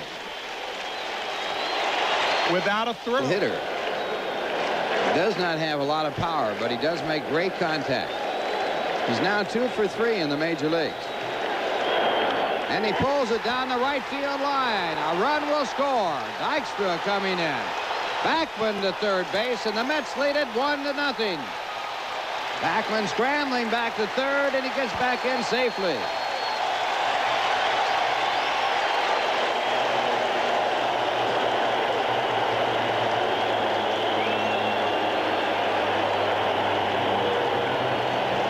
How thrilling to be able possibly to tell your grandchildren that your first major league RBI was a game winner in the clincher. If the game ended right now, that's what Magadan would be able to tell his grandchildren, even though we've only played 3 innings. That will. It could be, though. Did get under it quite a bit. And there's a base hit to left field. Backman comes in to score, and the Mets lead 2-0 as Strawberry comes through with 2 men out.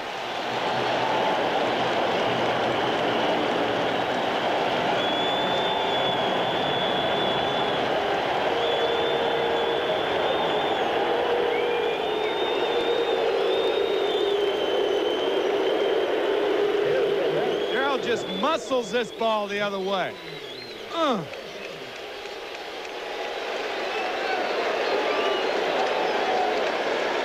2-0 New York. Ground ball up the middle. Santana steps on second and throws to Magadan for the double play. 2 out. Patiently aggressive. They clash, but because it's an oxymoron, as Dykstra grounds it inside the bag, and he's going to have a double. A clean double down the right field line.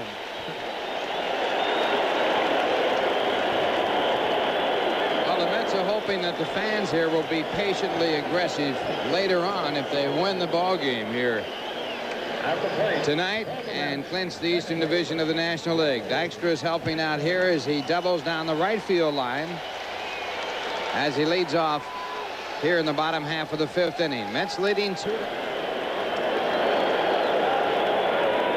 And he's bunting. Eckersley has only 1 play, safe at first. It looked like Durham came off the bag, and had Eckersley turned around, he could have gotten Dykstra between second and third. Oh, the game so far, Dave Magadan. A lifetime, 2-0 this year in 4 starts. They never had Dave Magadan before. His 3rd hit of the night, 2 RBIs, and the Mets lead it 3-0.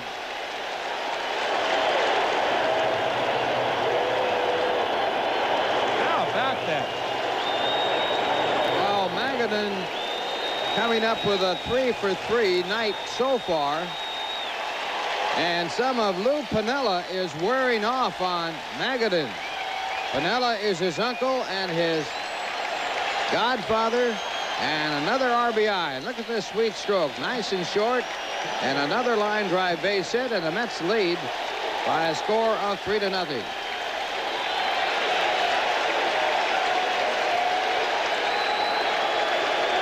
Tell you, he has an uncle and innings. Boy, that's a newly formed club right there. Yeah. Well, Mac. And a ground ball to first, and it's off the glove. Durham boots it, and Magadan is safe.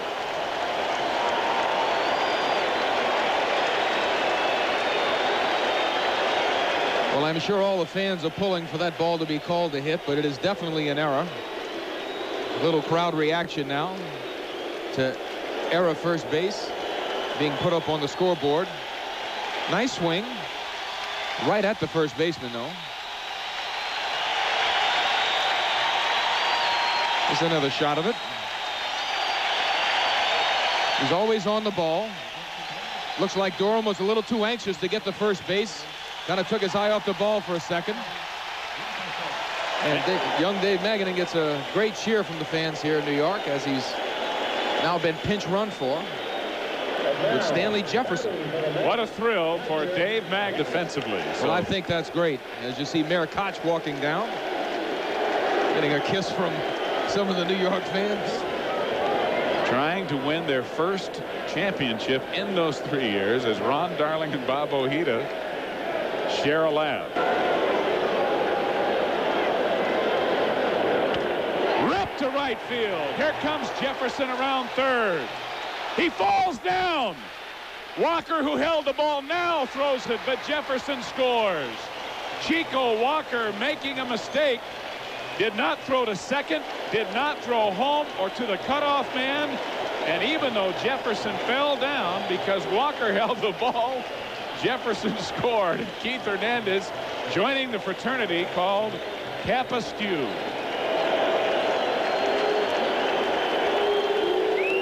Four to nothing New York. Oh, we're going to get a shot of this play. Darryl Strawberry's going to rip this ball. The ball's going to, you don't see it here, but as he felt, you saw the ball bouncing. Stanley Jefferson scores. And Chico Walker, if he could have held on to that ball. Boys and their immediate families of WOR, RKO TV, and its subsidiaries are not eligible to vote. Keith Hernandez, you saw at first base, has replaced Dave Magadan after Magadan went 3 for 4.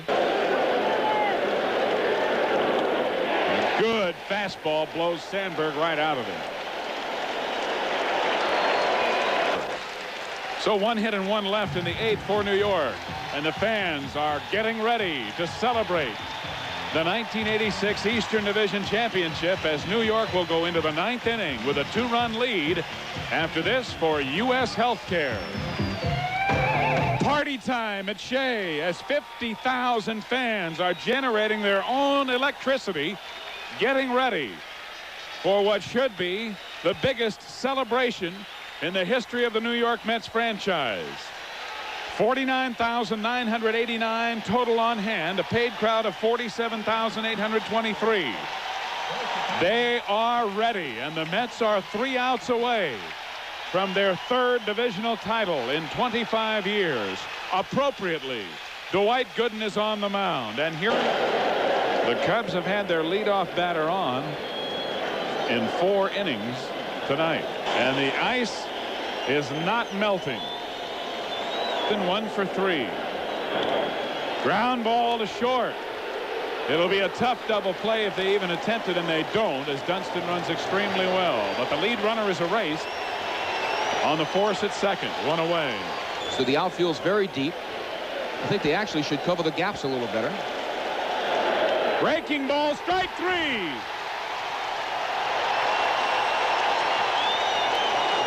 Well, Dwight Gooden has had some big strikeouts in his career. That's his 8th one of tonight. But no one's going to stand out bigger in his mind right now than that good curveball on the outside corner. And now the excitement builds to an even larger crescendo as with 2 out. And the tying run at first base Dwight Gooden faces Chico Walker. Really, for the better part of 3 seasons, ever since the '84 campaign when the Mets became a contender. And they are ready to bust loose in more ways than one. 13 years of waiting. Ground ball to second. Backman to Hernandez. The unbelievable season is not over, but the championship is here in New York. The inevitable has finally become a reality. And the adoring fans have swept on the field. On September 17th, the New York Mets become champions of the National League's Eastern Division for 1986.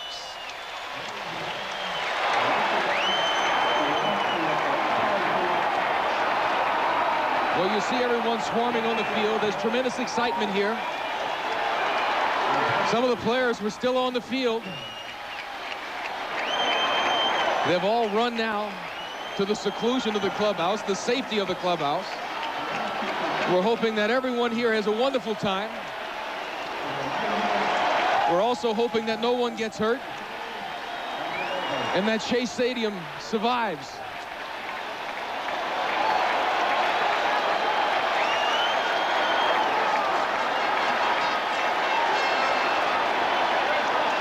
And as that sign says out in the outfield, it is a September to remember. This is a night in September that will certainly be remembered. As you look at the New York Mets clubhouse, as the players begin to file in, let's go down right now to participate in the celebration. Here's Tim McCarver. All right, thank you very much, Steve. This side. Thank you very much, Steve. I am with Dave Magadan, the star of tonight's ball game. What a remarkable ball game you played under extreme pressure. Your first major league start. Your comments, David. I tell you what, I was in another world out there. You know, you wonder if you can perform under that kind of pressure. You don't do it in AAA, and I just felt great out there. You do realize that one of these days you're going to tell your grandchildren that your first major league RBI was a game-winning RBI in a clinching ball game. That's something that nobody will ever be able to take away from you. I tell you, it feels great. I mean, I don't know what to say because, you know, my parents were watching back home, and where is home, David? Tampa, Florida. And I tell you, it's a great feeling to come over here and feel like you were a part of this whole thing. Dave Magadan, the star of tonight's ball game. Congratulations, David. I hope many, many, many more ball games for you in your major league career. Now let's go over to Ralph Kiner. Ralph? Well, we have the #1 citizen of New York City, the mayor, Mayor Ed Koch. And Mayor, congratulations on bringing a team in here that has won the Eastern Division Championship. Well, I was talking with the owners tonight, and they said that, it's Fred Wilpont, 6 years ago there were 1,300 people, and that included the ushers in this stadium. And tonight there were about 50,000, and the electricity was extraordinary. Because you've been out here, and you've also thrown out the first ball many times. And back in 1969, when Mayor Lindsay was the mayor of New York City, he really got elected on the victory of the New York Mets. That is true. I'm not running this year. I'm here because I love the team. Well, the team's certainly coming through here and winning, and I'm glad they could do it in New York in spite of the fact that it might be a disaster for your stadium. We're going to have a ticker tape parade when they win the World Series. Well, Mayor, congratulations, and I'm glad you're part of this. Thank you. Thank you very much. The mayor of New York, and, of course, he is the #1 man. Let's go to Steve Zabriskie and his message. All right, thanks, Ralph, and thank you, Mayor Koch. As you can see, almost the entire crowd of 50,000, even some from the upper deck, have come down, and what a block party, as our A.D. Alexander Salmon would refer to it. Let's go back into the clubhouse, though, to Tim McCarver. I am with Darryl Strawberry and Mel Stottlemyre, and I'd like to ask Mel, first of all, that super pitching staff, did you realize that they would have the types of years that they've had so far this year? Well, Timmy, I thought at the start of the season, if all of our guys stayed healthy, that there's nobody could touch our pitching staff, and we stayed healthy all year right to the end, and you know, I don't think there's a better staff around. Well, I think the National League has a tendency to agree with you. Darryl? I never thought of Darryl Strawberry with 2 RBIs tonight. A marvelous year. Darryl, you have been struggling the last. It's a shame to talk about a struggle here, but are you really fusing it up for the playoffs? Yeah. And what are you doing to do it? I'm kind of relaxing now, Timmy, and trying to get myself prepared for the playoffs. I felt I did struggle a little bit, but I just have to keep confidence in myself and keep believing that I can contribute to the ball club. And it's just great that things are starting to work out, and we look forward to the playoffs. Has anything like this ever happened that's as good as this right now? No, this is the biggest thrill right here. This is the most excitement in my life, and I'm really enjoying it, and you deserve some champagne. I think I do, too. And while let's go. I know who it is, Bill Webb. Let's go to Ralph Kiner right now. Well, so far it's dry over here in this corner, Kiner's corner. We have with us the architect of this great ball club, and it is Frank Cashin, who put together the organization that has brought this championship to New York City. And Frank, I guess congratulations certainly are in order, and I know that you've experienced this before at Baltimore, but I wonder if this is as big a thrill as it was in Baltimore. Well, it is, and I'm especially happy for the owners, Mr. Doubleday and Mr. Wilpine, who stood behind us while we built this ball club, and it took a little time, took some of their money, and they were very patient, and they deserve a lot of the credit. I'm also very thankful for Al Harrison and Joe McIlvain and Steve Shriver and Rowan Johnson, the people who work in the baseball department, and Bob Mann, who tried to control things out there, and there are other people here. It's a great day for them. It's a great day for everybody, and I'm happy. And, of course, you got some more work to do because you do have the playoffs to come up and then hopefully the World Series. That's true. We're about a third of a way on a very long journey. This is the biggest step to win after 162 games. The best team always wins a division, I think. After that, 4 out of 7, almost anything can happen. All things being equal, I think we have the best team. I think we should win. But strange things happen, and that's the rules of the game, and we'll play by them and take whatever comes. Frank Cashin, who, of course, is the general manager of the New York Mets. Let's go back to Tim now and see who he has in tow over there. All right, Ralph, I have a guy who has absolutely charmed the fans at Shea Stadium all season long. Lenny, did you realize it was going to be anything like this, your first season in the major leagues? Well, Timmy, it's a dream come true. You know, my first full major league season, playing New York, and for this to happen is, you know, something I'll never forget the rest as long as I live, and I hope that continues, and we just keep it going. Lenny, you have not only been a member of this ball club, you've been an integral part of this ball club, hitting close to 300, along with Wally Backman on cue, the two guys that some consider as a package the most valuable asset on this ball club. Well, Timmy, I'll tell you what. There you go, pal. You know, Davey Johnson gave me a chance to come in and play every day, and it was a great opportunity for me, and Wally Backman's done a great job batting second, and Mookie Wilson's done a great job. We've all, you know, it's been a great team effort, and that's what it's taken to win. It's been highly competitive, and it seems like all of you have thrived on it. It's been highly competitive, and, you know, everyone's rooting for each other. We go out and just do whatever we can to win, and all three of us have got on base for Keith, Gary, and Darryl, and it's just one of them things. It's been a great year all the way. They've rooted for each other, and I'm rooting for Ralph Kiner to take it right now, Ralph. I have Joe McIlvain with me. Joe, of course, is the man who is in charge of all the minor league players, in charge of what goes on. He's the man that helps make the decisions as to whom will play and then also who might not play. And, Joe, congratulations. Thank you, Ralph. It's a great thrill. We've been working at this for a long time. We finally come into fruition tonight. What do you think was the biggest move that you made this year that really put this ball club together? Could you put it down to one point? I think maybe the trade for Bobby Ojeda was the thing that solidified our pitching staff, and I think that really made the difference when you had those 5 strong starters going out there day after day. And, of course, down the line a little bit, the draft when you came up with people like Darryl Strawberry and also Dwight Gooden, two of the big factors in building this ball club. Right, of course. They were the key things, and then the addition of the players that we've gotten by trades really completed the team. So, okay, Joel McIlvain. And let's go back up to Steve Zabriskie, where he is safe from this crowd down here. That is correct, Ralph. And as you can see, almost everybody now on the field. There is some damage being done, people waving pieces of sod around, and we're sorry to see that. The Mets, of course, have a day game tomorrow, and whether or not they'll be able to play on this field remains to be seen. And we'll be back with more of the celebration and more interviews for you as the Mets have won it by beating the Cubs 4-2 to clinch the National League Eastern Division in 1986. After this, for Express Mail.